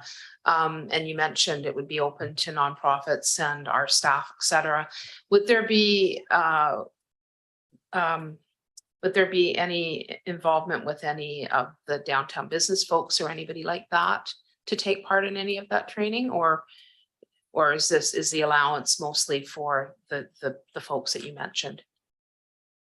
In the grant, it did speak to nonprofits, to municipal, to partner municipalities too. So there wasn't mention of that. Mm-hmm. However, a lot of the trainings that you will see upcoming on the website, there's actually quite a bit of free trainings. And part of the great thing about this is just promoting trainings out there too, and low cost. And one of the things we're excited to do for some organizations too is we can actually help them out and buy them memberships. That's something that was our friends in Campbell River pointed out to us that they could do. They could buy a membership for an organization to access training too. So there's some flexibility, but the roots of it were for municipal and for the nonprofits. And I just bring it up because some of us did attend the Chamber's Inclusive Workplaces training, which of course was geared to businesses and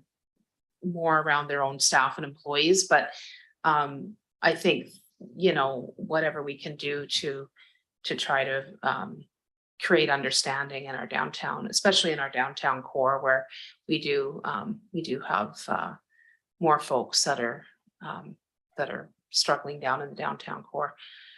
So yeah, whatever we can do to help facilitate that would be great. Thank you.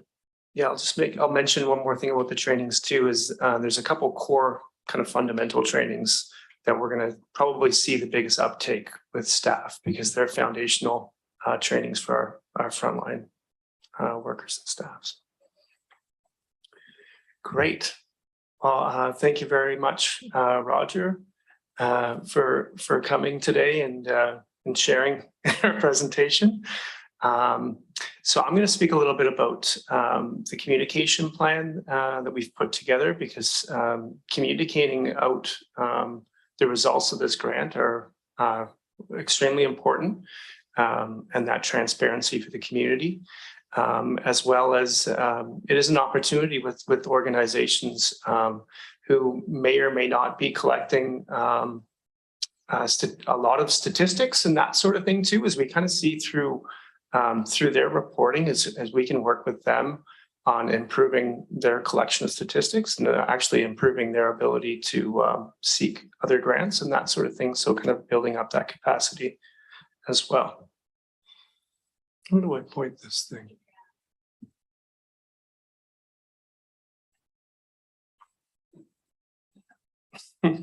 Thank you. So the purpose is to provide a timely metrics and updates on the progress of the grant. Objectives are to inform the public of the positive impact of the initiatives, keep council and our local partner governments updated on the progress with the grant administration, and provide highlights and positive outcomes for the services provided. As part of this is to strengthen the relationships with our local social service providers and build confidence in the city's ability to support their efforts, and with helping people who are experiencing homelessness. And finally, to promote the training and capacity building activities across municipalities for local governments, First Nation employees, politicians, outreach workers, and volunteers, focusing on trauma-informed practices, culturally informed practices, violence prevention, and mental health and addiction awareness. Next slide. Council and partner governments will be updated on a quarterly basis through a briefing note that will include metrics and milestones. And I'll be speaking to those soon. And this briefing note will be on outcomes being achieved as we go along. Next slide. City webpage will provide background information and progress updates to the public on outcomes being achieved by service providers that have received the grant funding. It'll also provide information on social services that provide support to those experiencing homelessness in the community. Contact information for who to reach in the city if there's a safety issue that needs to be addressed, such as sharps or refuse. And once again, to promote that training and capacity building activities will be all listed on the webpage. Next slide. This is an example of what you'll see on the webpage through quarterly reports and some of the statistics that our partners are providing to us, such as number of people supported, number of people supported this month, the number of engagement activities, number of people trained, dollars distributed in that month, and the total funding required. So right now our partners are reporting on a monthly basis. So we'll be able to keep up these communication updates in a frequent manner.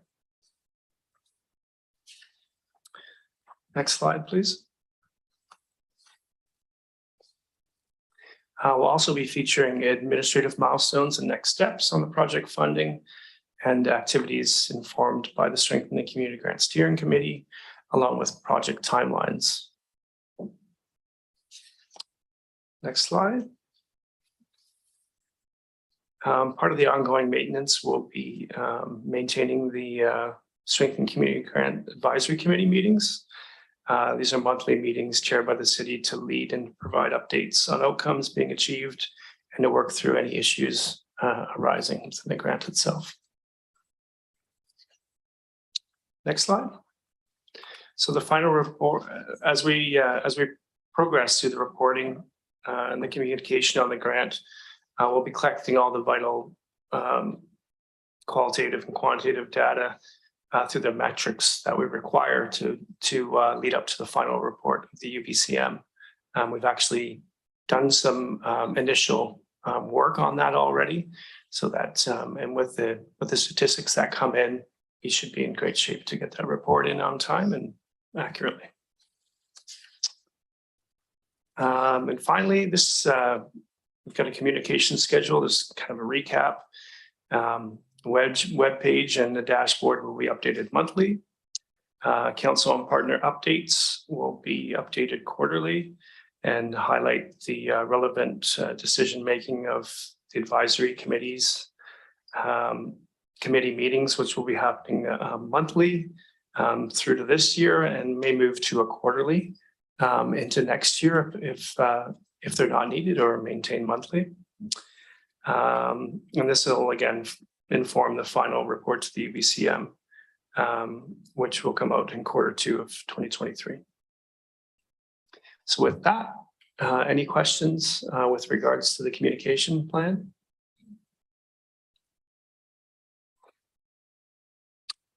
Ms. O'Connell, you have questions?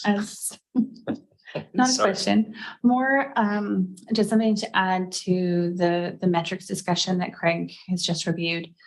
At one of the last slides, he talks about the reporting of both qualitative and quantitative metrics. In addition to the stats, part of the contracts for each of the service providers also request things like personal statements from individuals, because we know that not everything comes across, or the importance of something may not come across in a number or in a value, or in some other quantitative metric. So having an opportunity to include the personal perspectives of individuals experiencing homelessness or other related challenges in their life, as well as the experiences of the nonprofit service providers, some of the volunteers and or the coordinators of those groups, that will be included as well. And those statements that we have the ability or consent to share will also be shared to really remind people of the human component to this. These are individuals who are struggling, and these are support services who are meant to lift them up, and they're not just a number. Thanks very much for that clarity. Really appreciate it. Are there any questions or comments? Councillor Hillian. Thanks, Mayor. I do want to acknowledge staff for all the work that's been involved in this. And I think Roger Kishi would probably, if this was an unedited version, acknowledge that the city essentially saved this project from a very difficult circumstance. And I think it's all credit to our staff and the agencies working with them. I also want to say that there are those in this community who don't think cities should be doing things like this.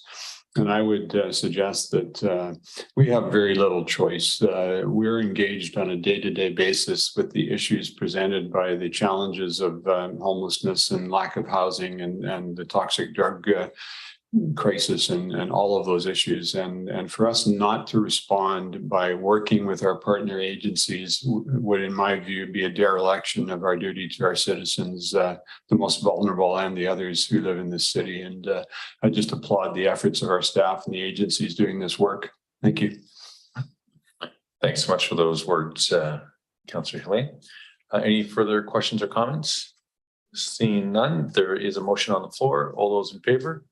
Any opposed? That passes unanimously. And we are now on to development variance permit 2006-841 Cliff Avenue.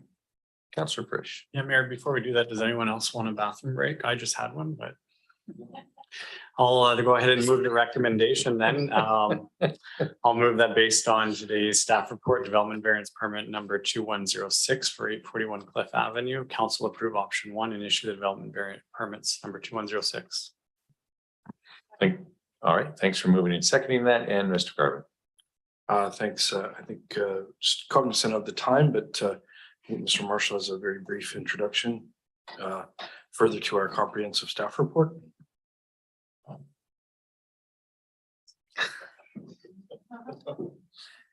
Yes, thank you, Your Worship, members of council. This is a development variance permit for cell towers or cell components on the roof of the 841 Cliff Avenue. It's a height variance issue.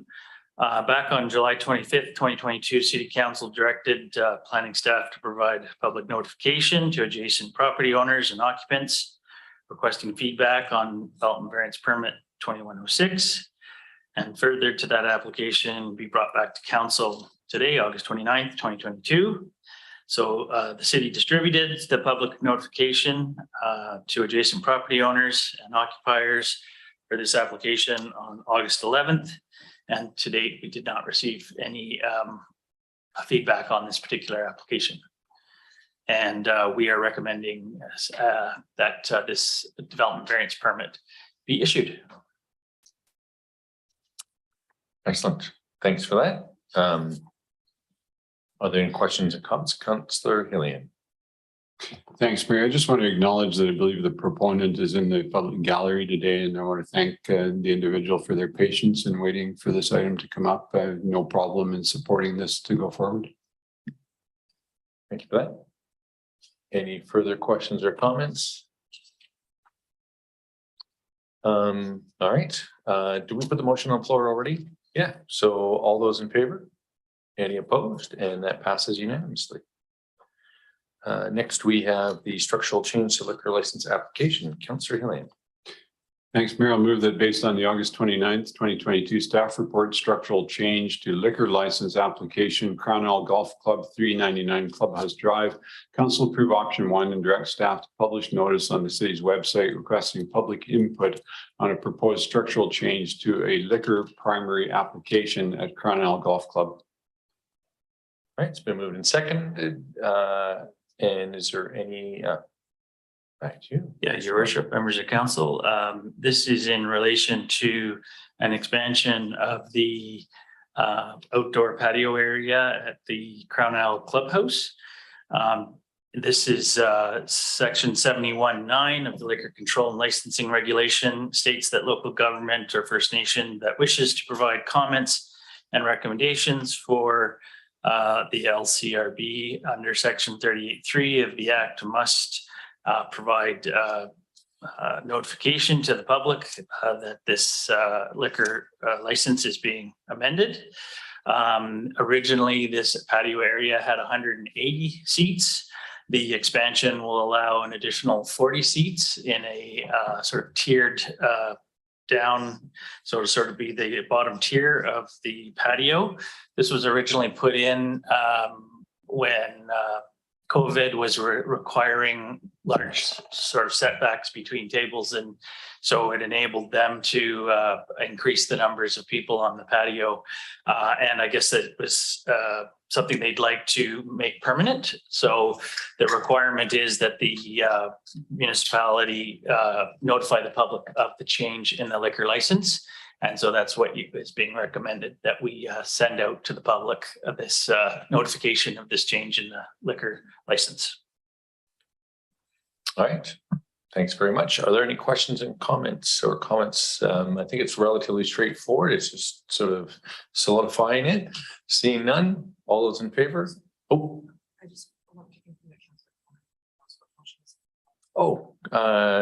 We have, we're just confirming that you're aware that we're talking about 5.3.2, the structural change to liquor license application at Crown Isle. Not getting slower. Yeah, exactly. We're moving along. All right. That being said, all those in favor? Any opposed? And that passes unanimously. All right. Next, we have the appointment of Deputy Approving Officer. And hang on, Councillor Frisch. I'll move that based on today's staff report, appointment of Deputy Approving Officer, that council approve option 1 and rescind the appointment of Ian Buck as the Deputy Approving Officer and appoint Jeff Garbett as the Deputy Approving Officer. Excellent. And Mr. Garbett. Thank you, Mayor and Council. We just have a short report for you, and if you have any questions, we're happy to answer them. All right. Any questions? Seeing none. All those in favor? Any opposed? And that passes unanimously. Financial investment policy 5.4.1. Council McCollum. I'll move that based on the August 29th staff report investment policy, council approve option 1 and approve the investment policy 1860.00.01-CP. It's been moved in second. Mr. Garvin. Thank you, Mayor and Council. Adam Langemeyer, our Chief Financial Officer, is zooming in, and he'll give an overview of this report. Hello, Mayor and Council. Can you hear me tonight? Absolutely. Excellent. So my purpose today is to seek council approval of an investment policy that includes consideration for the divestment of fossil fuels and supports ESG, which is environmental, social, and governance factors, along with considerations for other broad investment-related issues. So the community charter gives some guidance on how municipal funds can be invested. However, in the absence of a policy, there's no method for council to influence how these monies are invested. In response to the May 31st, 2021 council resolution of fossil fuel divestment, I bring forward this policy that includes a fossil fuel-free investment option and more. A bit of background here is as at December 31st, 2021, the city had a cash balance of $74 million. This balance has increased by $25 million from the prior year of December 2020, though it had a balance of $49 million. These figures are presented to give a bit of perspective on how much cash is on hand at times with the city and how an investment policy will, it really guides a lot of value for the city. In the policy, we identify 4 main guiding objectives. Number 1 is principal protection. Number 2 is liquidity. Number 3 is the return on investment. And number 4 is responsible investing. So principal protection this is how we can ensure our investments we hold do not lose value. The community charter does give limitations on what municipalities can invest in and does a good job at reducing risks by excluding certain investments. So a municipality cannot own equities. So anything on the stock market, and we cannot own any mutual funds. The main approved investments include the following: bonds, which can be municipal, provincial, or federal, pooled funds offered by the Municipal Finance Authority, and investments guaranteed by a chartered bank or a credit union. Liquidity. This is how we ensure that the city has cash when we need it. The city could put all of its money into a 5-year GIC, which would provide good principal protection and possibly a good rate of return. However, if we need money in year 2, we don't have that liquidity. Return on investment, this is how we measure how our investments perform. The city could pursue the highest ROI. However, this would typically come at either high risk or low liquidity. ROI is important, but it's not the only factor to consider. ROI is often where municipalities can get beat up over their investment decisions, because often the public gets focused on the return number with low consideration for the other objectives that are faced by the municipality. And responsible investing. This is where the fossil fuel-free investment considerations are held.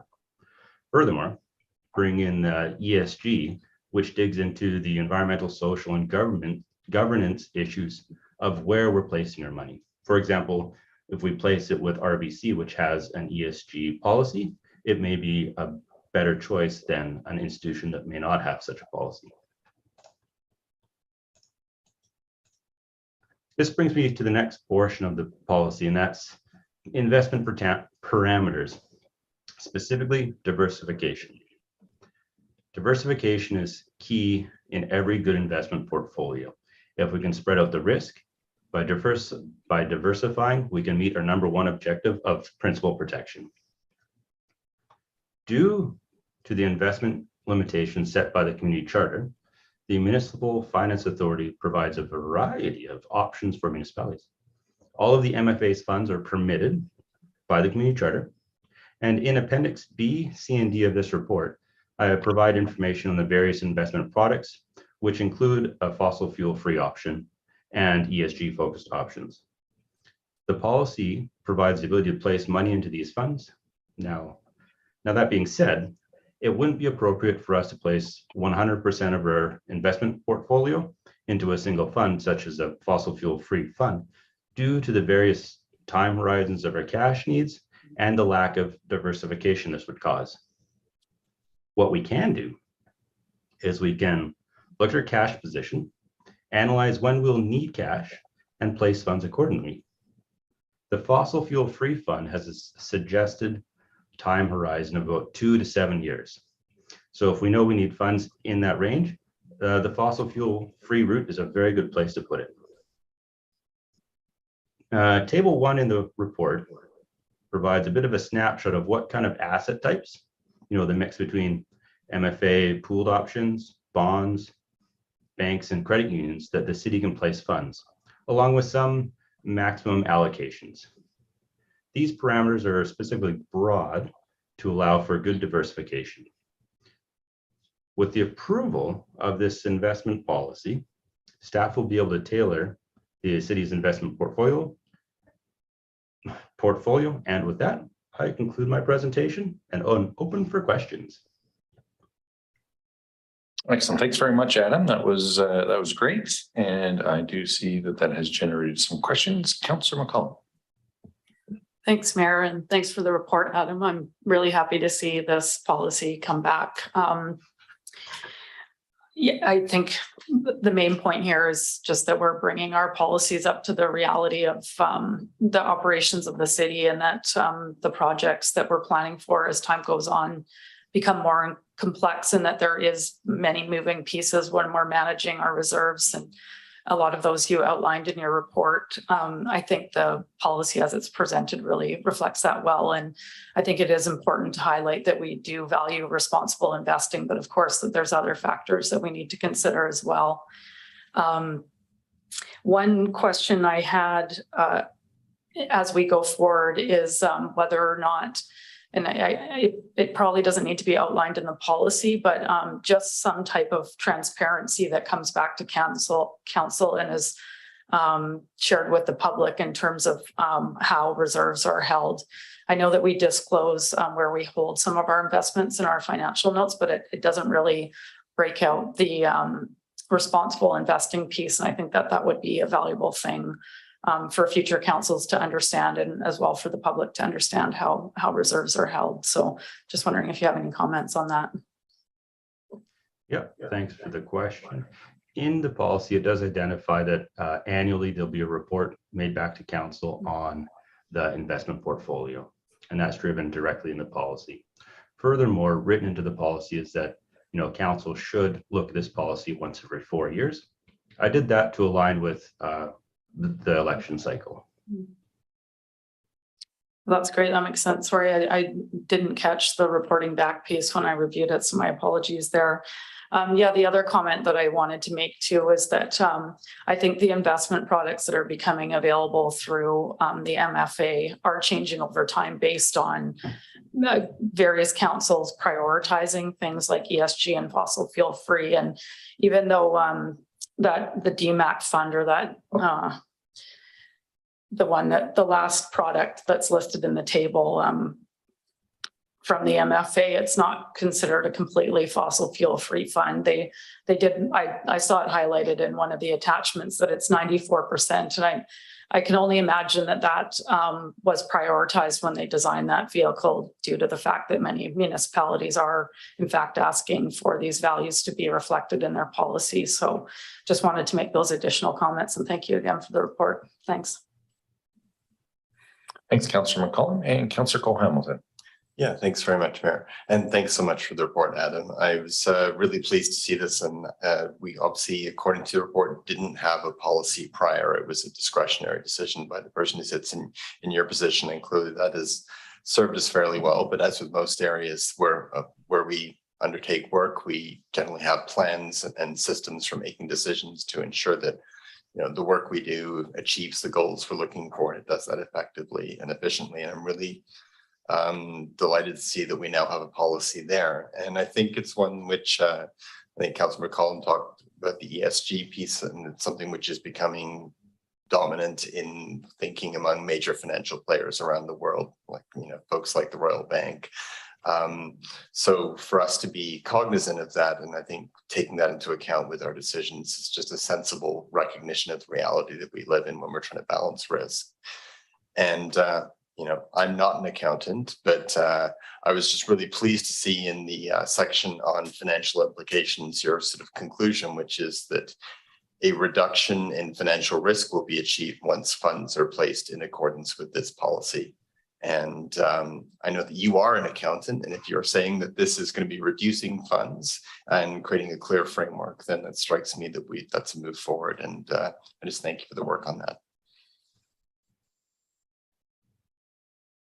All right, thanks for that. I don't see any further questions or comments. Again, thanks to Councillor McCollum and Councillor Cole Hamilton, who originally brought this motion to us. It was passed unanimously. And with that, I think I can call the question. All those in favor? Any opposed? That passes unanimously. And we're on to the change in solid waste impacts to MU4. Councillor Hillian. Thanks, Mayor. I move that council reaffirm the November 29th, 2021 resolution, direct staff to proceed with discontinuation of solid waste services for all multi-residential apartment and condo complexes only and institutional, commercial and industrial ICI customers. All right, it's been moved and seconded. Mr. Garvin. Thank you for the referral. Councillor Moran's request to have a staff report come ahead. This was tabled when I was on vacation, and it was good to get up to speed. Mr. Shaw has a short discussion to outline his staff report in response for council's consideration. Yes, thank you. Good evening. Through the CAO to Mayor and Council, I'm pleased to present the staff report, Change in Solid Waste Collection Service Impacts to the MU4. The purpose of this report is to provide background information regarding the impacts to multi-use 4 zone through the discontinuation of the administration of solid waste service, and to provide clarity around associated challenges or potentially missed opportunities for service continuation beyond October 31st of this year. Now, although Tin Town is unique in many ways, from a solid waste perspective, the serviceability of the area is comparable to that of others within our community, including the downtown core. Like other multi-use and comprehensive zones, they are traditionally serviced under the commercial umbrella, as site-specific requirements are typically prescribed within the established zoning. Now, that said, this does not, however, prohibit the city from further defining an area or zone as serviceable through the solid waste bylaw. The city's forward intent is to administer a residential curbside. Just 1 second, Councillor Moran. I couldn't hear the whole beginning of that. And if Mr. Shaw could slow down a little bit, it's talking a bit fast. And I didn't hear talking a bit fast.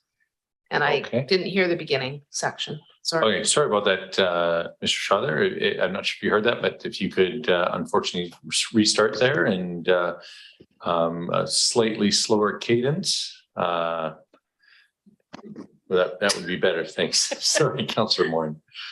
All right. I appreciate that feedback. I've moved some numbers around. Hopefully you can hear me a little bit better now. Is that better? Yes, thank you. All right. Sorry, I think I had something in the way of my microphone. So my apologies, Council. I'll just start from the top. I think that's fair for everyone. The purpose of this report is to provide background information regarding the impacts to the multi-use 4 zone through the discontinuation of the administration of solid waste services, and to provide clarity around associated challenges or missed opportunities for service continuation beyond October 31st of this year. I'll pause. Is that working better for everyone? And you took a breath too, so that's better too, I think. Thank you. Although Tin Town is unique in many ways, from a solid waste perspective, the serviceability of the area is comparable to that of other areas within our community, including our downtown core. Like other multi-use and comprehensive zones, they are traditionally serviced under the commercial umbrella, as site-specific requirements are typically prescribed within the established zoning. That said, this does not, however, prohibit the city from further defining an area as serviceable through the zoning or the solid waste bylaw. The city's forward intent is to administer a residential curbside collection program via an automated collection system. Permitted use and serviceability were key areas of focus when determining as to which properties would continue to receive residential curbside service.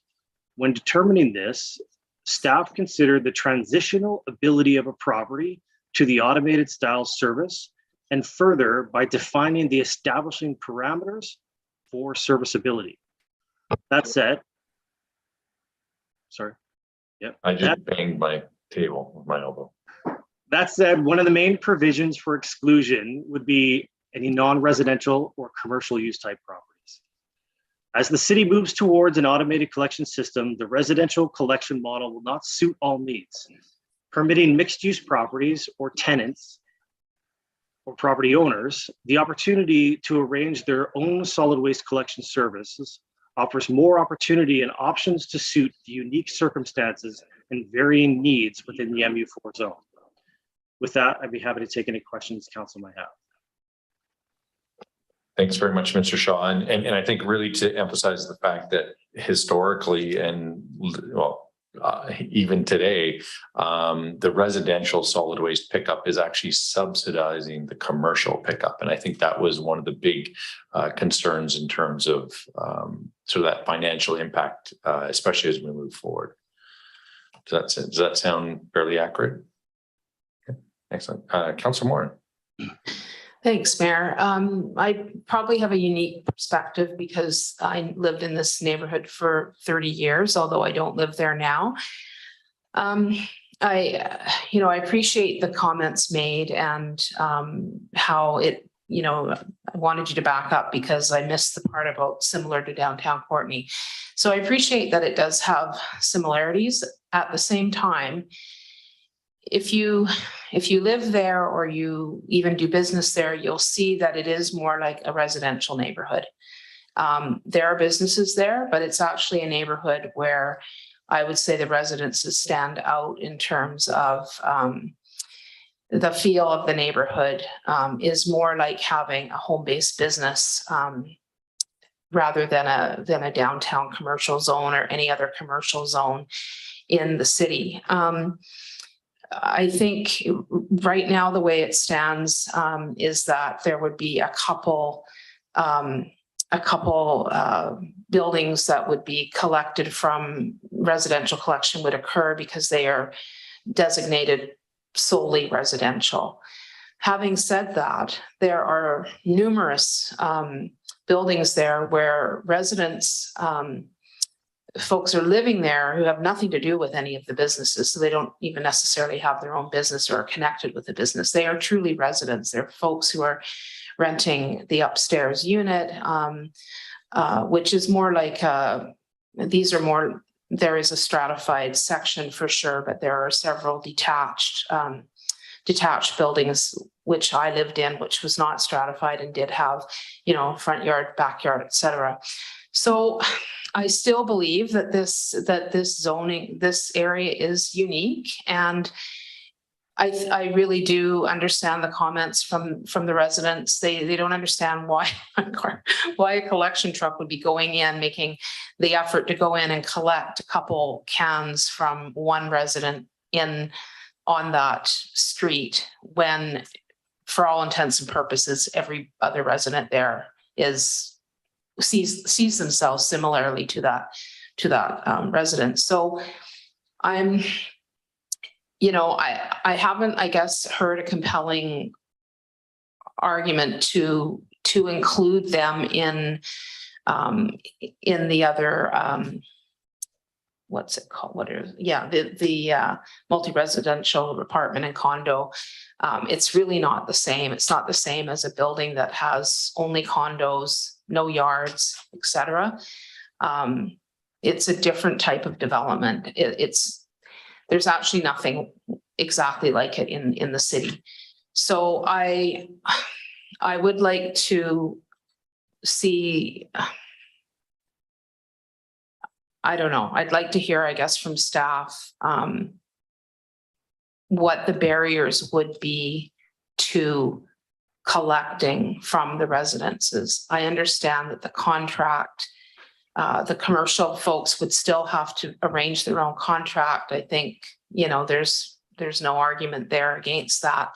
I'm talking about solely the residents of I'm not sure what the count is there now, but it would be dozens of residents on that street that would now not have they would be the only residents in town other than an apartment complex that would not be getting pickup. And of course, there is no centralized, like there aren't dumpsters there.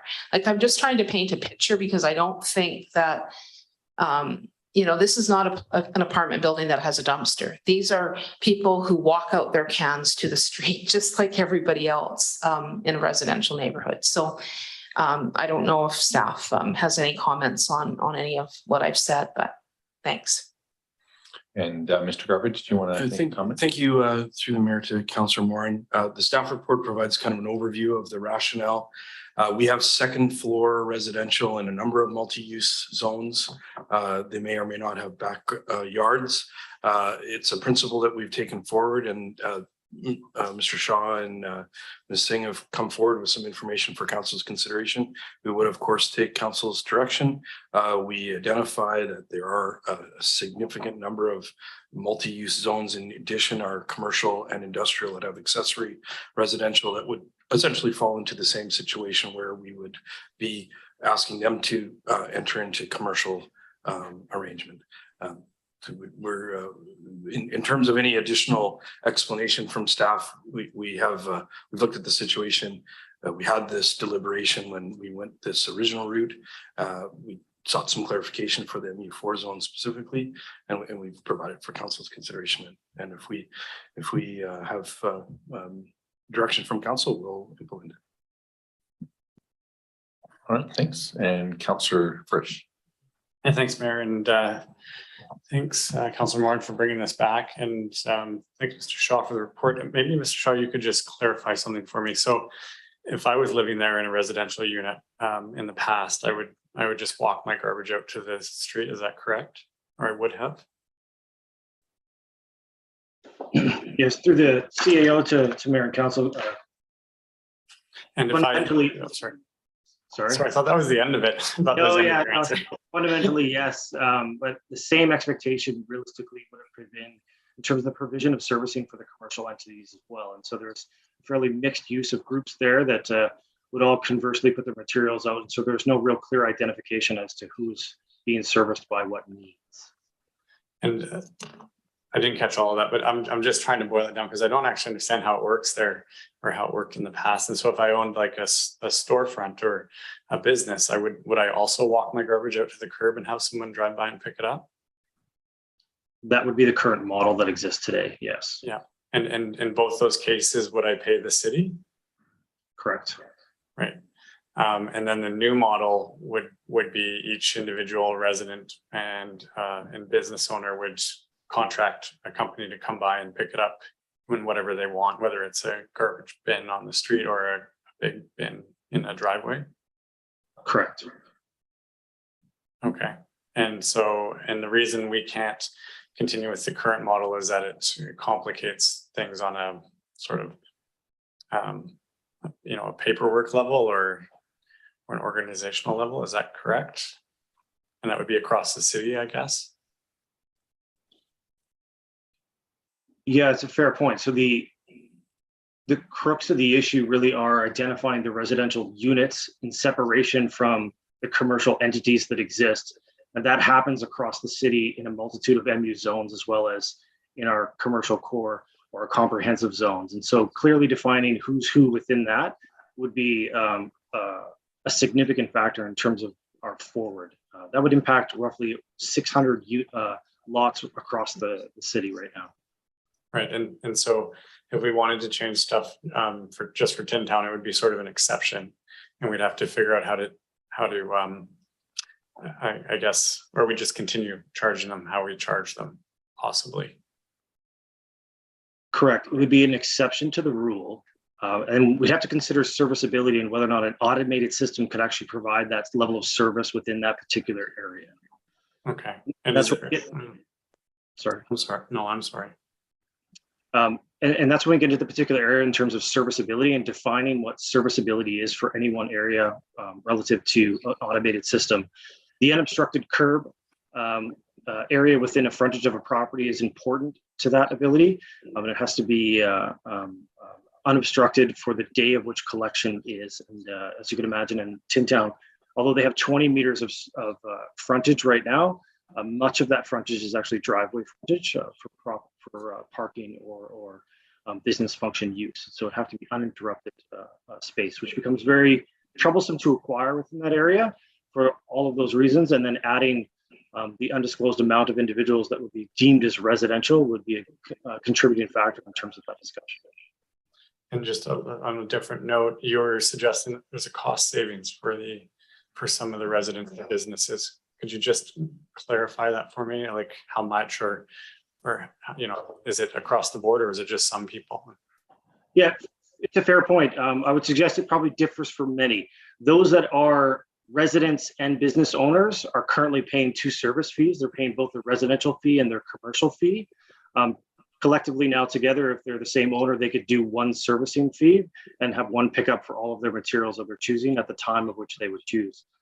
That differs, of course, for those single residentials that are apartment styles. Whether they're in a strata, there's a potential for the strata to provide that provision of service as a group, as a collective, for cost savings in that entity. If there are single residential owners, then they would be going down, providing a provision of service that matches their needs. And that may not be the prescriptive service in which the city provides on a global basis. Okay, well, thanks for explaining that to me. I really appreciate it. Thanks, Councillor Frisch and Councillor Moore. Great, thanks, Mayor. Just for clarification, did you say there's 600 units across the city that are MU4? Is that what you said? 600, no. 600 lots fall into the same framework of multi-use or what's the other term? Comprehensive. And so they all, to some degree, allow residential properties to exist within the lot portfolio. Right. So in MU4 specifically, do you know how many other units fall under MU4? The reason I ask is because the Councillor Frisch brought up, would this be just Tin Town, but this would be looking at a specific zoning, not just a specific neighborhood. And I just wondered if that would make a difference. I could see if there were 600 units of MU4 across Courtenay, and you said only the MU4 units in Tin Town were exempt, but I was curious about that. And then the piece around unobstructed, there would still be collection to those two residences in Tin Town. So the trucks would be having to go. I think this is where the residents are very confused. I mean, it seems like a lot to be going onto a street, collecting from one or two buildings and then driving past everybody else. And then in terms of the residential commercial difference, there's an allocated number of cans that you can have for commercial or residential. So I think, you'd still have to adhere to those rules, but I'll let you answer that other question if you don't mind. Yeah, absolutely. I'm happy to be corrected. I'm not development services heavy in my portfolio, but I believe Tin Town is the only MU4, and I would defer to the development services, but also our CAO, Mr. Garba, to correct me on that instance. However, within the MU4 zone and these particular 19 parcels, it equates to 68 units. So there'll be 68 different units that attribute different attributes towards that zoning. 68 units in MU4 here? Yeah.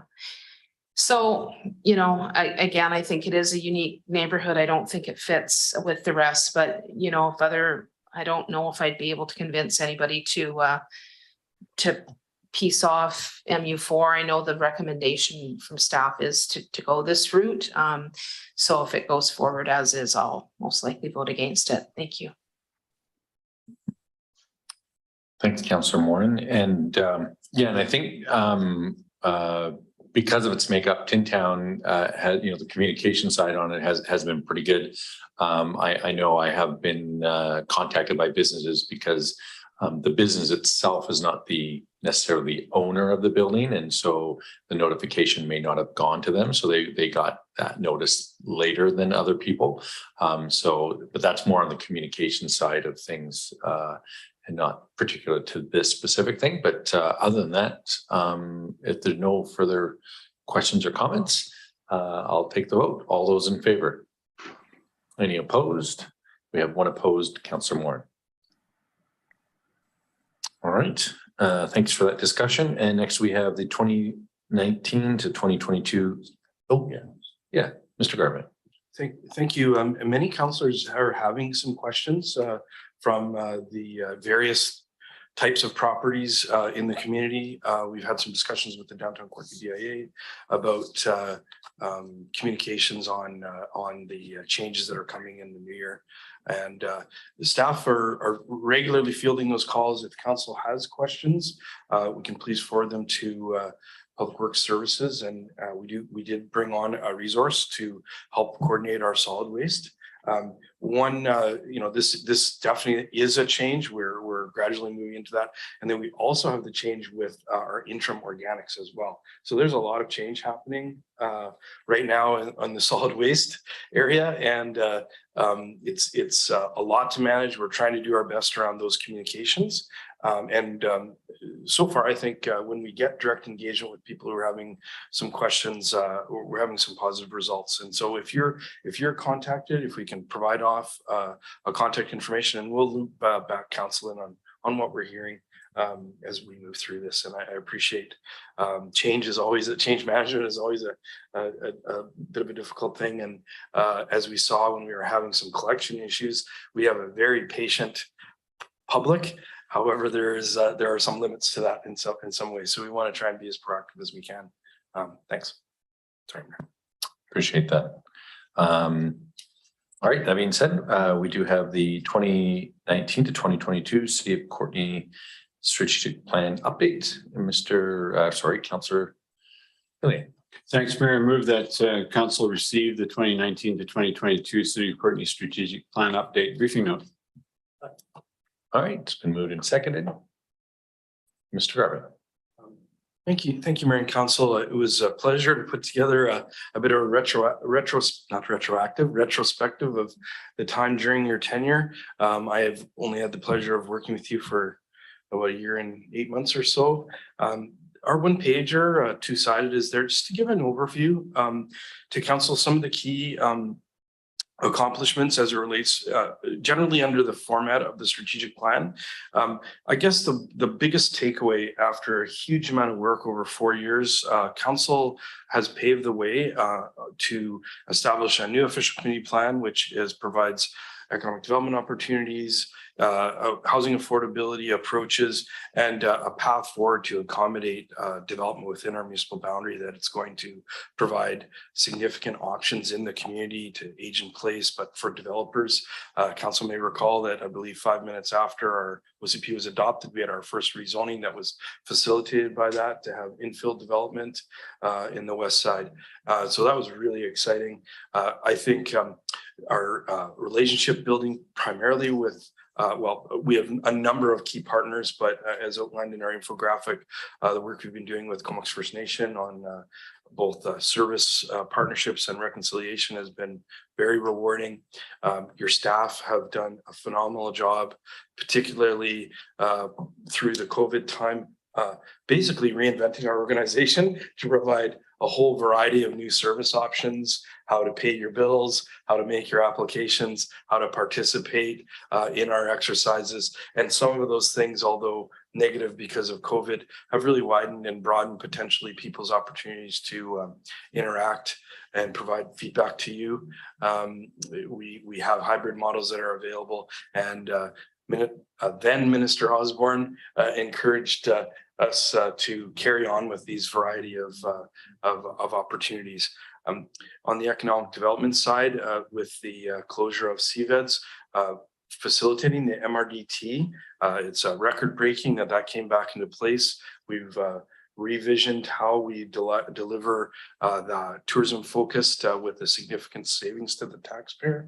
Also bringing the MRDT on with online revenue for affordable housing is going to be very impactful on go forward. And the next council is going to work to develop some policy. We saw today with we are going to rise and report on an in-camera discussion that will have an affordable housing component, and those monies that are generated both through our clarified amenity policies as well as the online revenue from the MRDT are going to be very impactful on change as we go forward.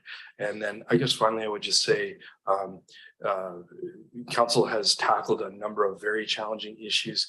The list of accomplishments is an arm's length long, including renewing our significant infrastructure for another 50 years in the downtown core.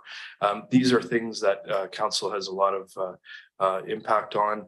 It's set the tone for our community on a go-forward basis, and it's been a wonderful opportunity to work with this council and to get to know our staff group. And so impressed that how much they can do with the resources we have.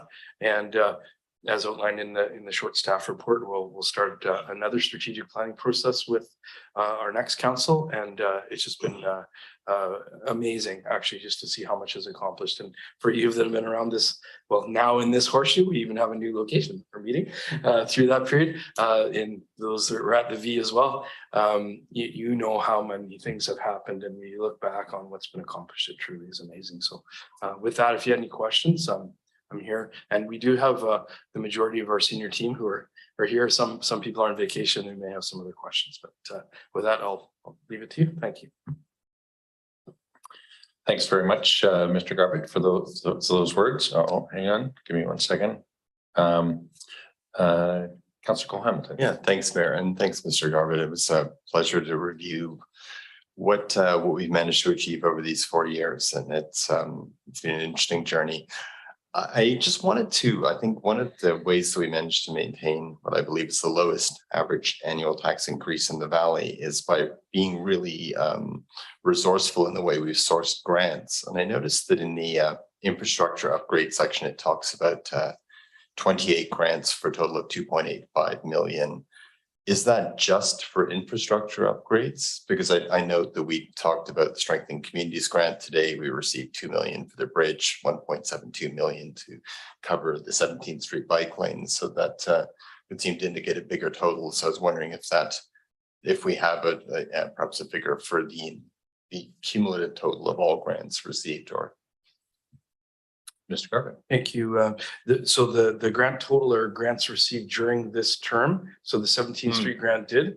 We have, we can put together some information on the total grants, but the grant for the bridge was some time ago, as you all know, that we didn't proceed on those works for a period of time. And that's grants that are in excess of $5,000. So we have a significant number of grants that help us deliver our community programming and recreation and services. And then we didn't include the Strengthening Communities grant because it was originally awarded on a regional basis, but it was over $1 million, as which that we are now administering and investing in the community. So I would say that when you also look at grants that were awarded in the community during the term, including affordable housing with Weiche, works that have been happening around, the Comox Valley does a very good job of that. And it's something that has really assisted us in delivering our programs. We have a number of grant applications that are out, and we've requested meetings at UBCM, et cetera. And we're very confident that McPhee Meadows is one that hopefully will be transformative, as well as potentially our 6th Street pedestrian bridge.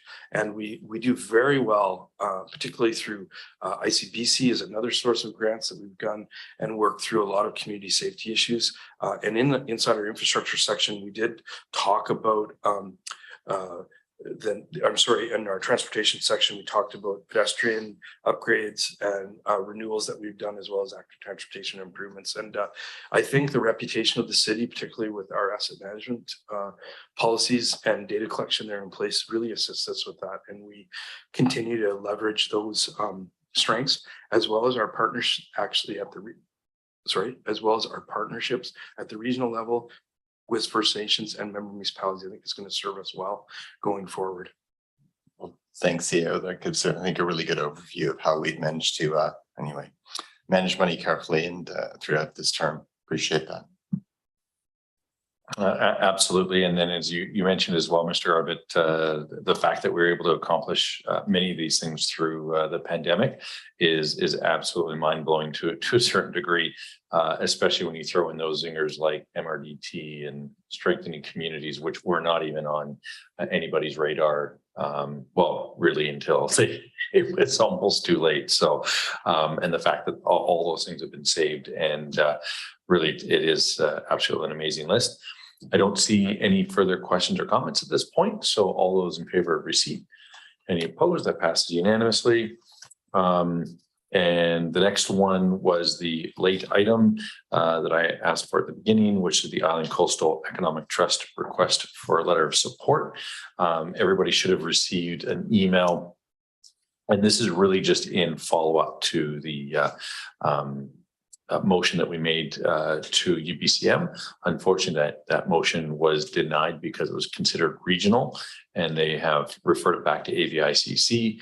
The challenge is that AVICC doesn't meet until next year, so that will be too late. So that's where this letter comes in. Councillor Hillian. Thanks, Mayor. I move that council empower the mayor and CAO to provide the requested letter of support to the Island Coastal Economic Trust. Thanks so much. And appreciate that. And yeah, hopefully we can get that recapitalized and actually move it from being a sinking fund into a perpetual fund, which is a much better place. All right, motions on the floor. Any questions or comments? Seeing none. All those in favor? Any opposed? That passes unanimously.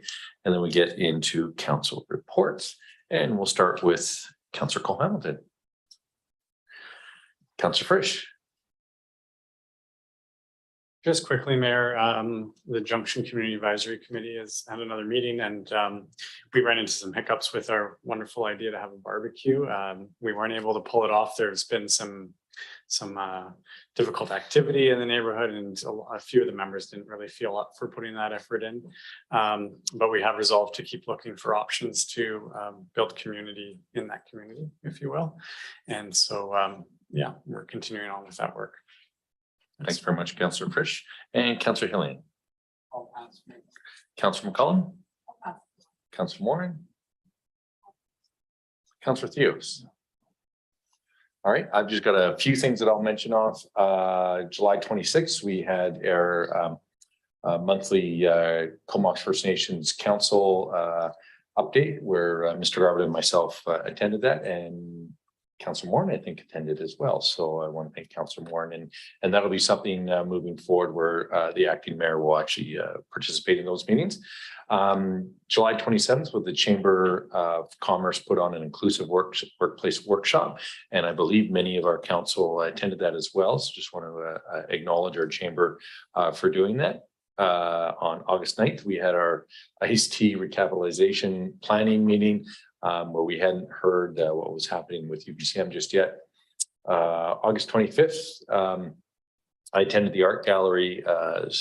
Stuart Spard is doing a program there, teaching kids how to do stop action, robotics, a whole bunch of things, and it's through the art gallery, and it's for youth. And probably the most notable thing is that about 80% of the students, or maybe even more, are female, and really excited to see how they're getting involved in science and technology.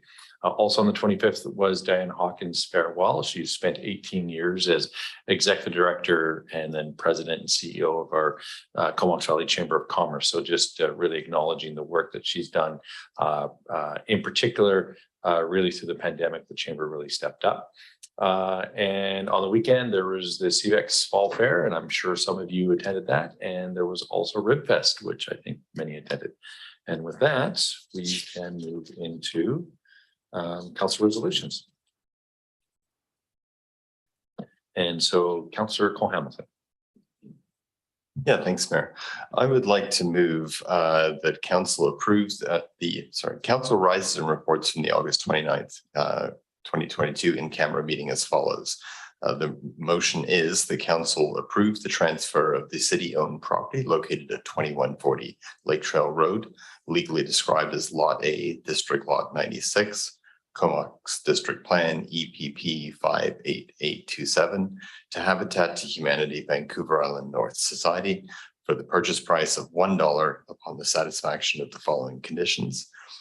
submission to the city of a development plan that maximizes the number of units practicable on the property in accordance with the official community plan and to the satisfaction of the chief administrative officer, and the registration of a covenant with the land title office outlining the development plan as approved, and the council approves the use of funds from the city's affordable housing reserve to cover development cost charges, other permit charges, and off-site service costs related to the approved development plan. All right, it's been moved and seconded. Any further comments, Councillor Hillian? Mr. Mayor, I believe we've already moved and seconded this, and we're just rising and reporting on it. There's no need to vote on it again. Fair enough. Yeah. Okay. Everyone's very excited about it, I think. Yeah. And Mr. Garbett has a couple comments, and maybe we can even discuss about the things that are coming from our affordable housing fund and how much of that affordable housing fund actually was raised during this term. I think is important too. Thank you, Mr. Mayor, through to council. Just wanted to clarify a couple items. Our affordable housing fund is approximately $1.2 million. We don't have a activation plan for those monies currently. That'll be work that'll be done with the next council. We have, as I had said in my discussion on the MRDT, we have some revenue that's going to be coming in for affordable housing, and it must be utilized towards affordable housing as a condition of that receipt of that information. We have the amenity policies that are going to be updated out of the OCP. There's some very specific guidance as it is now, and so it's really important to develop a plan where we're going to go and what role the city will play. In this case, because of the transfer of land was low cost as a development amenity, and there are very limited offsites that are typically going to be required for this. We can't say specifically how much it's going to be out of that fund, but it's not significant costs. In the development of these policies, I think it'll be important because when we're dealing with 100% affordable housing projects, such as the work that Habitat for Humanity does, and other service providers in the community, offsite costs, development cost charges, permitting fees, those are all things that go to the affordable, the outcome and the affordability of those units themselves. And those are things that we can do and utilize some funds. We need to just develop some policy about that. And I think it could have a very important effect on helping these kind of projects become viable as they build partnerships. So I really appreciate the opportunity to work with Habitat for Humanity to come forward since 2011. And in this case, we've developed a model that leverages public property to have some density that's going to be reasonable in the community.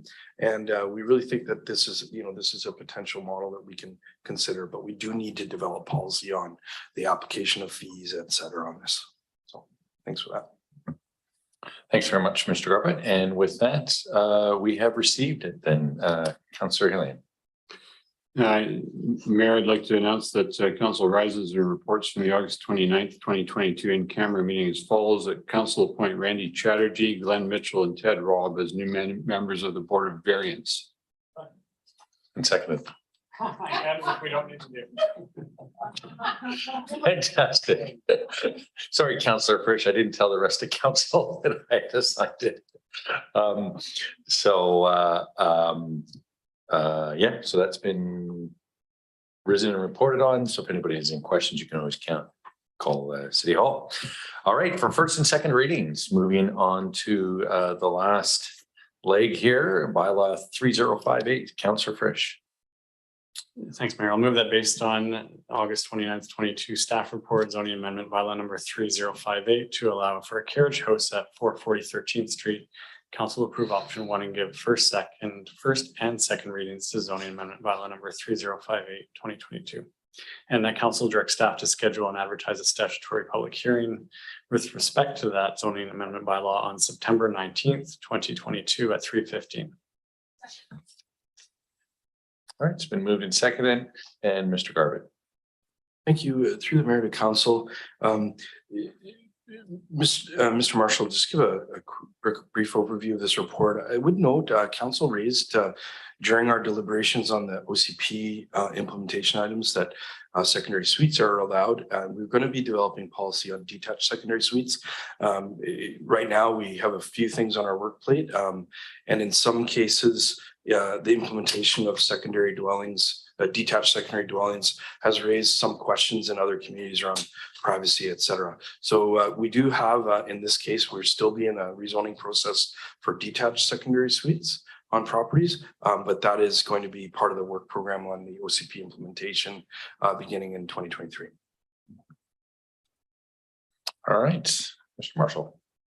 Yeah, thank you, your worship, members of council. This is a rezoning application to allow for a carriage house at 440 13th Street.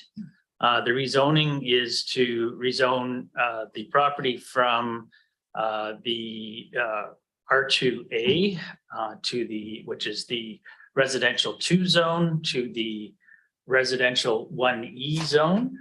The property is approximately a quarter of an acre, 1,115 square meters.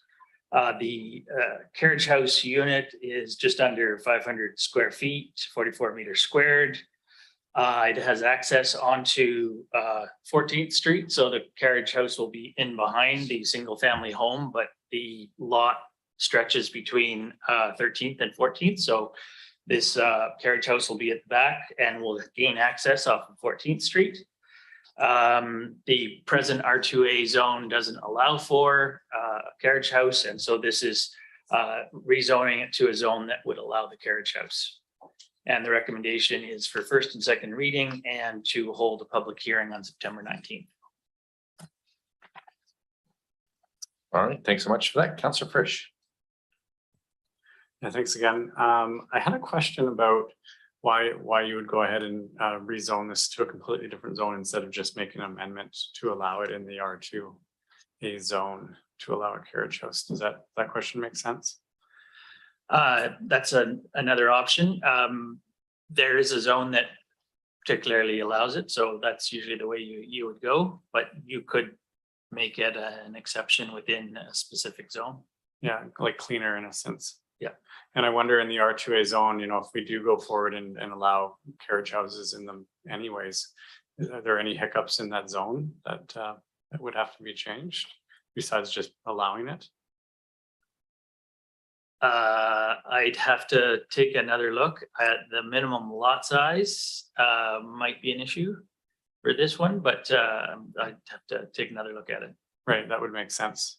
Although I think this one would fit, but in general, I could see that being an issue. The R2, was it R2E?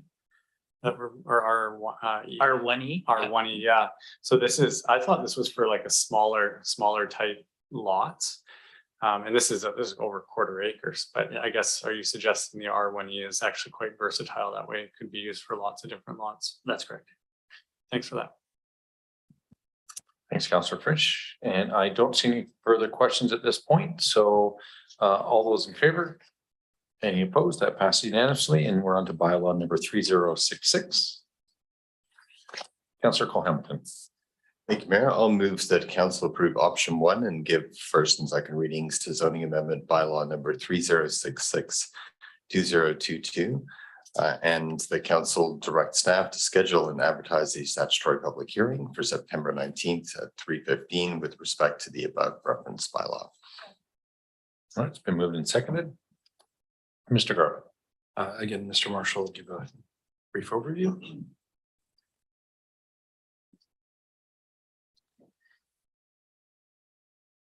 Mr. Marshall, you're good. Sorry, yep. So this is a rezoning to 1255 McPhee Avenue. This will enable the food bank to move to a new location. This particular location zoning does not allow the food bank per se. So we've created and we don't have a use within the zoning bylaw that is specific to food bank. So we've created a new definition or created a new use called food bank and created a new definition of food bank. And this particular property will now include that use within the permitted uses. Staff are recommending first and second reading and the public hearing be held on December 19th. Excellent. Thanks for that. And this is basically a housekeeping thing, considering it is a food bank. And so we just want to make sure that they're all good to go. So any questions or comments? Seeing none, all those in favor? Any opposed? And that passed unanimously. Next, we have for first, second, and third readings, permissive tax exemptions for 2023. Councillor Hillian. Thank you, Mayor. I serve on the board of one of the organizations listed here, so I will recuse myself from this issue to avoid any appearance of conflict. Thanks. Thanks, Councillor Hillian. And Councillor Moran. And I will ditto what Councillor Hillian said. Thanks. All right. I do not serve on the board, but I am employed by one of the organizations. Thanks. Fair enough. We will let you know when we're done discussing these things, and we'll decide if we'll let you back in. How's that sound? All right, we'll just wait for the door to close. And Councillor McCollum. Thanks, Mayor. I'll move that council give first, second, and third reading to tax exemption 2023 bylaw number 3076, 2022. And that council give first, second, and third readings to tax exemption churches 2023. Sorry. It's They have to be just the separate. first part. Yeah, Sorry. stop there. Sorry. Okay, we're just seconding bylaw 3076 at this point. Okay, and Mr. Garvin. Thank you. Mr. Langmeyer is here for questions. I think we have a fairly comprehensive report. I don't know, CFO, if you want to provide any information or just be ready for questions. I have a some brief talking points that I'll go through. Okay. So the purpose of my report today is to provide council with permissive tax exemption bylaws. The community charter provides the authority to exempt certain properties from taxation. Staff has used council policy 1960.01 revision 2 as guidance for the 2023 permissive tax exemption bylaws, as we have done in years past. This year we have 3 new applications, and they can be found on Schedule A. The total new exemption ask for these 3 is $3,871, and they include the Comox Valley Food Bank, Lush Valley Food Action Society, and the Comox Valley Rowing Club. Per council policy, the total tax exemptions granted should not exceed 2% of the total municipal property tax levy. So for 2023, we estimate about $381,000 in total exemptions have been requested. This is well below the 2% limit of $561,000. Furthermore, to put in perspective what we did last year there was $377,000 in requested exemptions or granted exemptions now.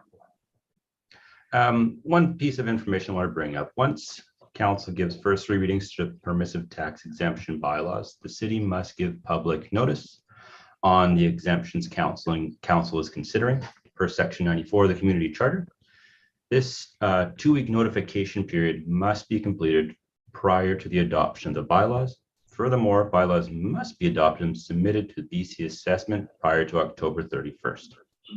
So by giving first 3 readings today, it will allow adequate time for staff to complete the notification period and return to council with the 4th and final readings or changes if required prior to the municipal elections in October and that October 31st deadline. And that is all for me today.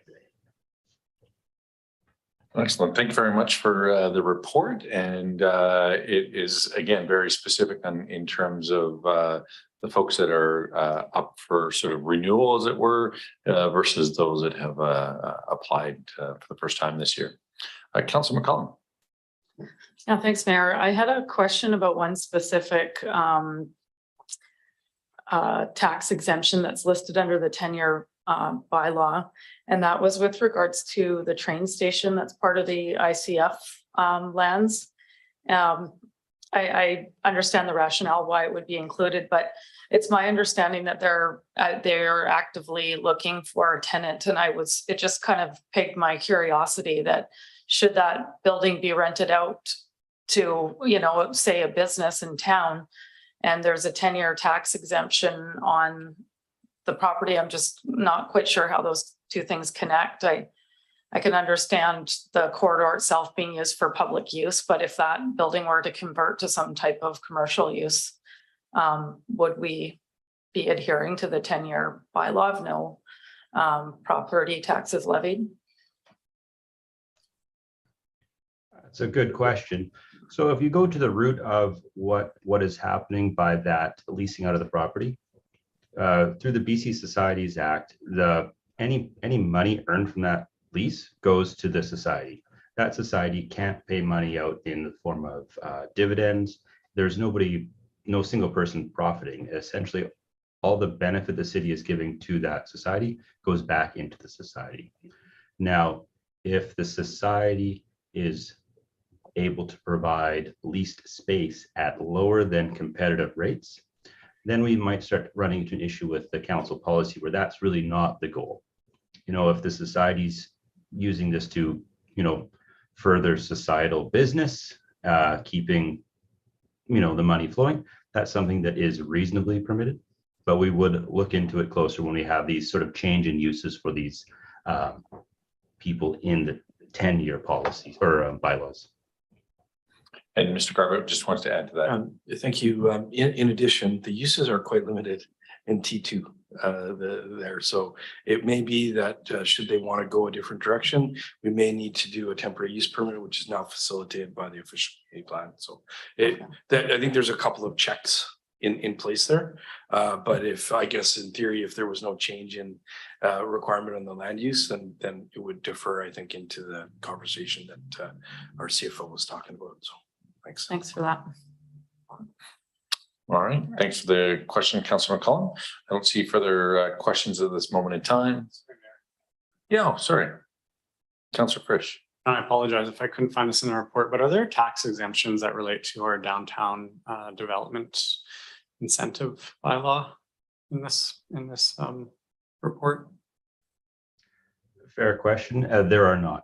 That would be a revitalization bylaw that council has in place. Two separate right. That makes sense. Activities. Both have the same deadline of October 31st, though. Thanks for that, Mike. Excellent. Thanks, Councilor Frisch, for that. Any further questions or comments? Seeing none, all those in favor? Any opposed? That's unanimous with those that are here still. And now that we're moving on to the next one, we can allow Councilor Hillian and Councilor John Hill for the churches. Yeah. I mean, I don't know if they're affiliated. Yeah.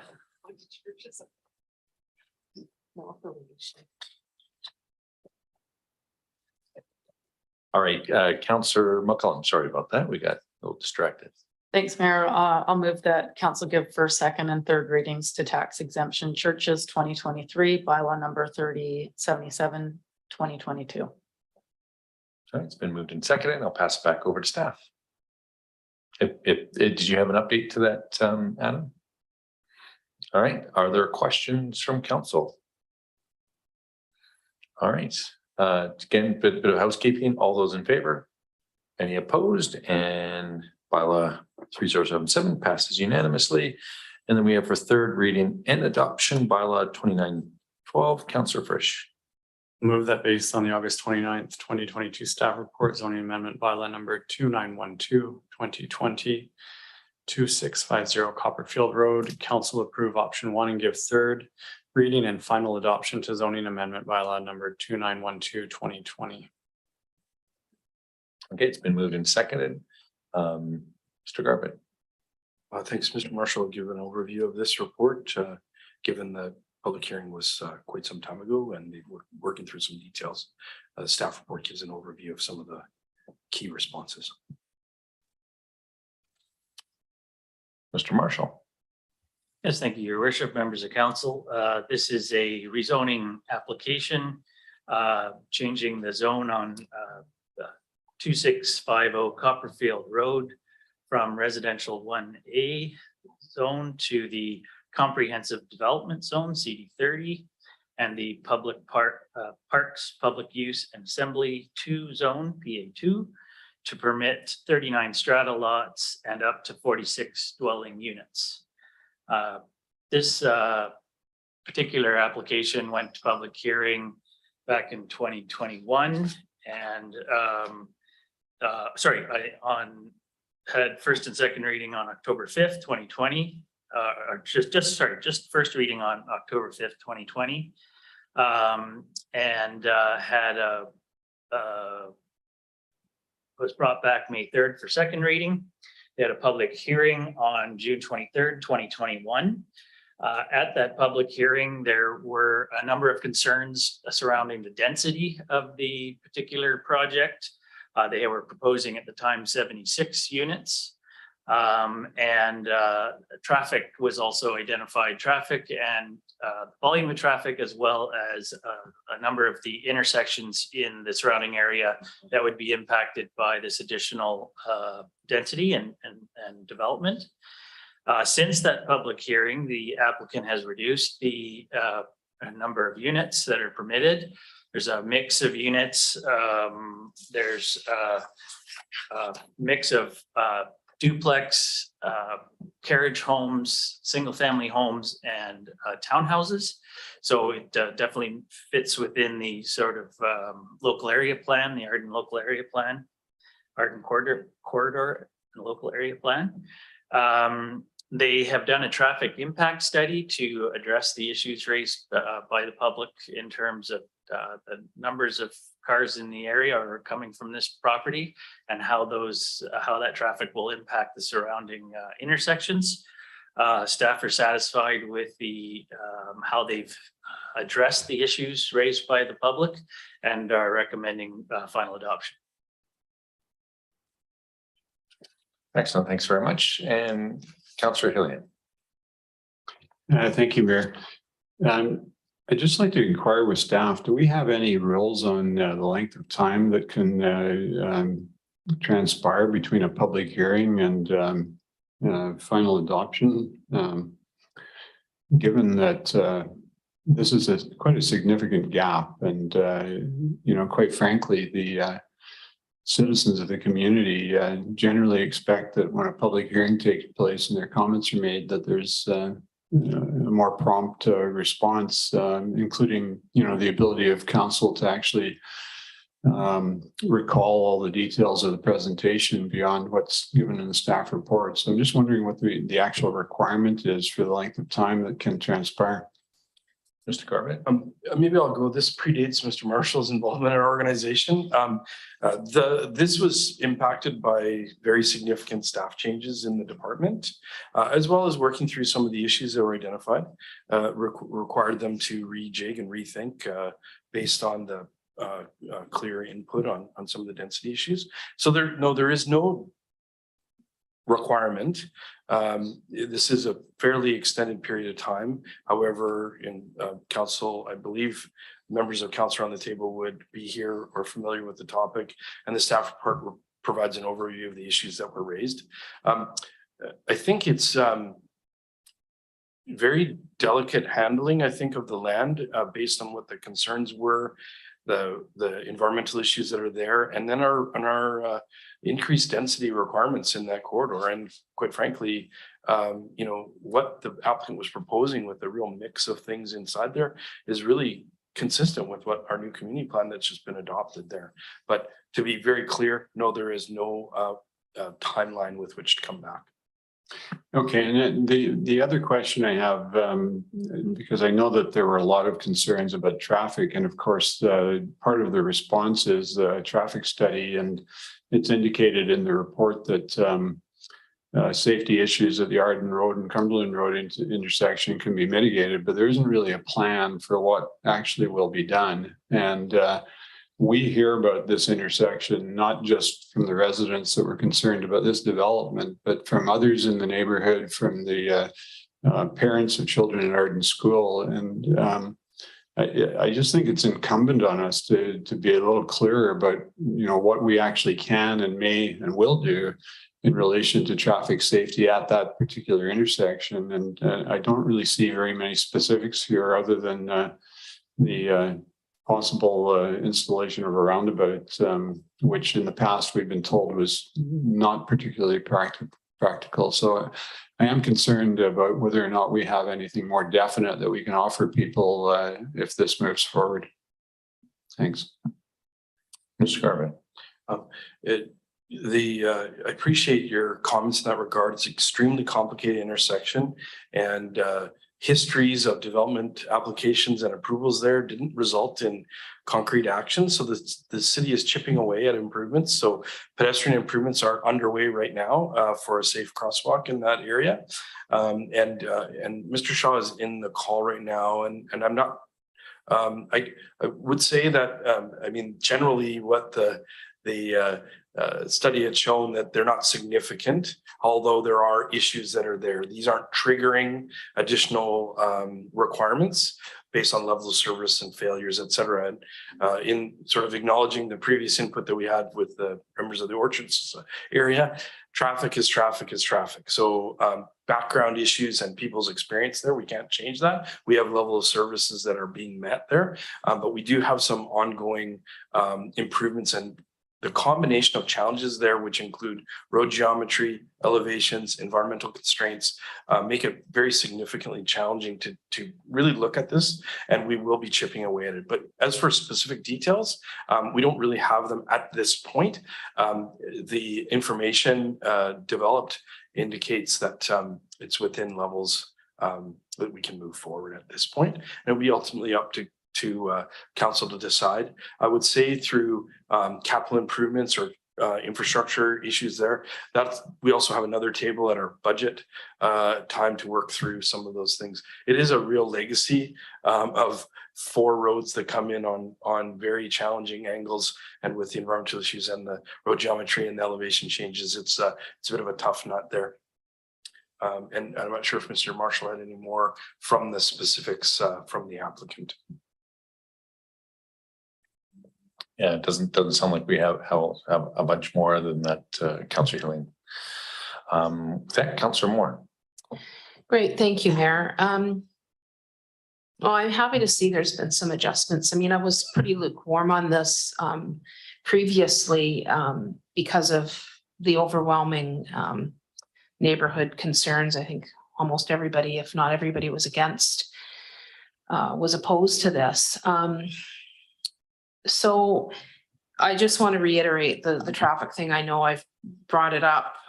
We've had folks talk about not just that corner and the crossings, but also having some pedestrian infrastructure around there. And not to sound like a broken record, I know I've been told that because this development is further down, it's from the corner, it doesn't trigger any improvements in that area. But I do think, having lived in this surrounding area, that this is a really busy spot for pedestrians and cyclists. And now that we do have a bit of a cycling lane up Cumberland Road, I think there's a lot of cyclists who commute up and down Cumberland Road as well. So there's lots of walking trails there. I know I'm sounding like a broken record, but I really hope that in future we can take a good look at this corner.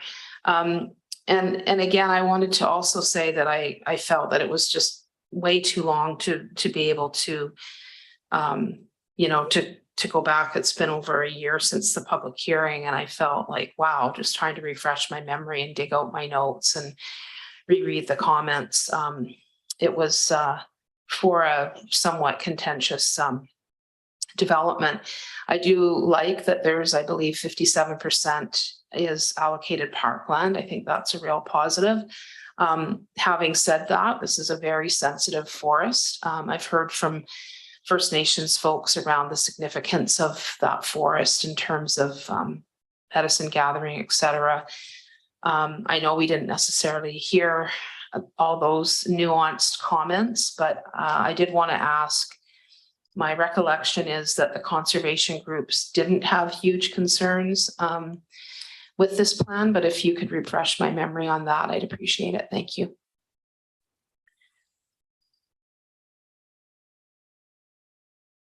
Mr. Marshall. Sorry, can you just repeat the? My recollection is that the conservation groups had provided feedback that they didn't have huge concerns in terms of the is it Piercy Creek? Yeah, Piercy Creek that runs through there. Yeah, and any other environmental concerns, but I'm just wondering if you could refresh my memory on that. So the design of this particular development has achieved the 30-meter setback from all of the environmentally sensitive areas. As they noted in the report, if they had had an environmental study done, they might have been able to reduce those 30-meter setbacks, but they've decided to keep the full 30 meters from every environmentally sensitive area. So they have achieved that in this new design of the neighborhood, the new development. Right, and anyway, I can skim through here and see if I can find those comments, but I guess the other thing is there is that buffer between this plan and the Swanson area as well, which I think the Swanson people probably appreciate, because I know there were comments about that and wanting to have a green buffer in between. So yeah, that's it for now. I'll see if I can find that other piece that I was looking for. Thank you. Thanks, Councillor Moore and Councillor Hillian. Thanks, Mayor. I just want to acknowledge, despite the concerns expressed, that I will vote in favor of this. I think that it's a sound development. I do recall that the conservation organizations were generally in support, and I think the modifications that the proponent has brought forward in response to concerns of local residents are noteworthy. We do need housing in the city, and I believe apart from the concerns that were noted, this was put forward as an attractive and desirable development, a good place for people to live. And hopefully the traffic issues can in fact be mitigated by significant action on our part as we move forward. But the reality is this is private property. It's developable. A significant part of it will remain as green space and habitat. And I think there's not a bad balance that's been achieved here overall, despite the obvious concerns of local residents who have seen the whole area as green space over a number of years. Thank you. Thanks, Councillor Hillian. And yeah, as the staff pointed out, this has gone from a project that actually met our OCP objectives to actually being modified to be below what the objectives are, to really appease the neighborhood. So, Councillor Moore. Yeah, thanks. I did find the section, and Councillor Hillian's correct. I just wanted to say, because this might be one of my last opportunities to comment on a development, hopefully not, that I'm just putting in a plug for some urban food gardens in there. So I'm hoping that maybe they'll take that under advisement and, have some allocated areas for food growing and fruit trees. Thanks. Excellent. All right. That being said, I don't see any further questions or comments. Calling question, all those in favor, any opposed? That passes unanimously, and we are adjourned.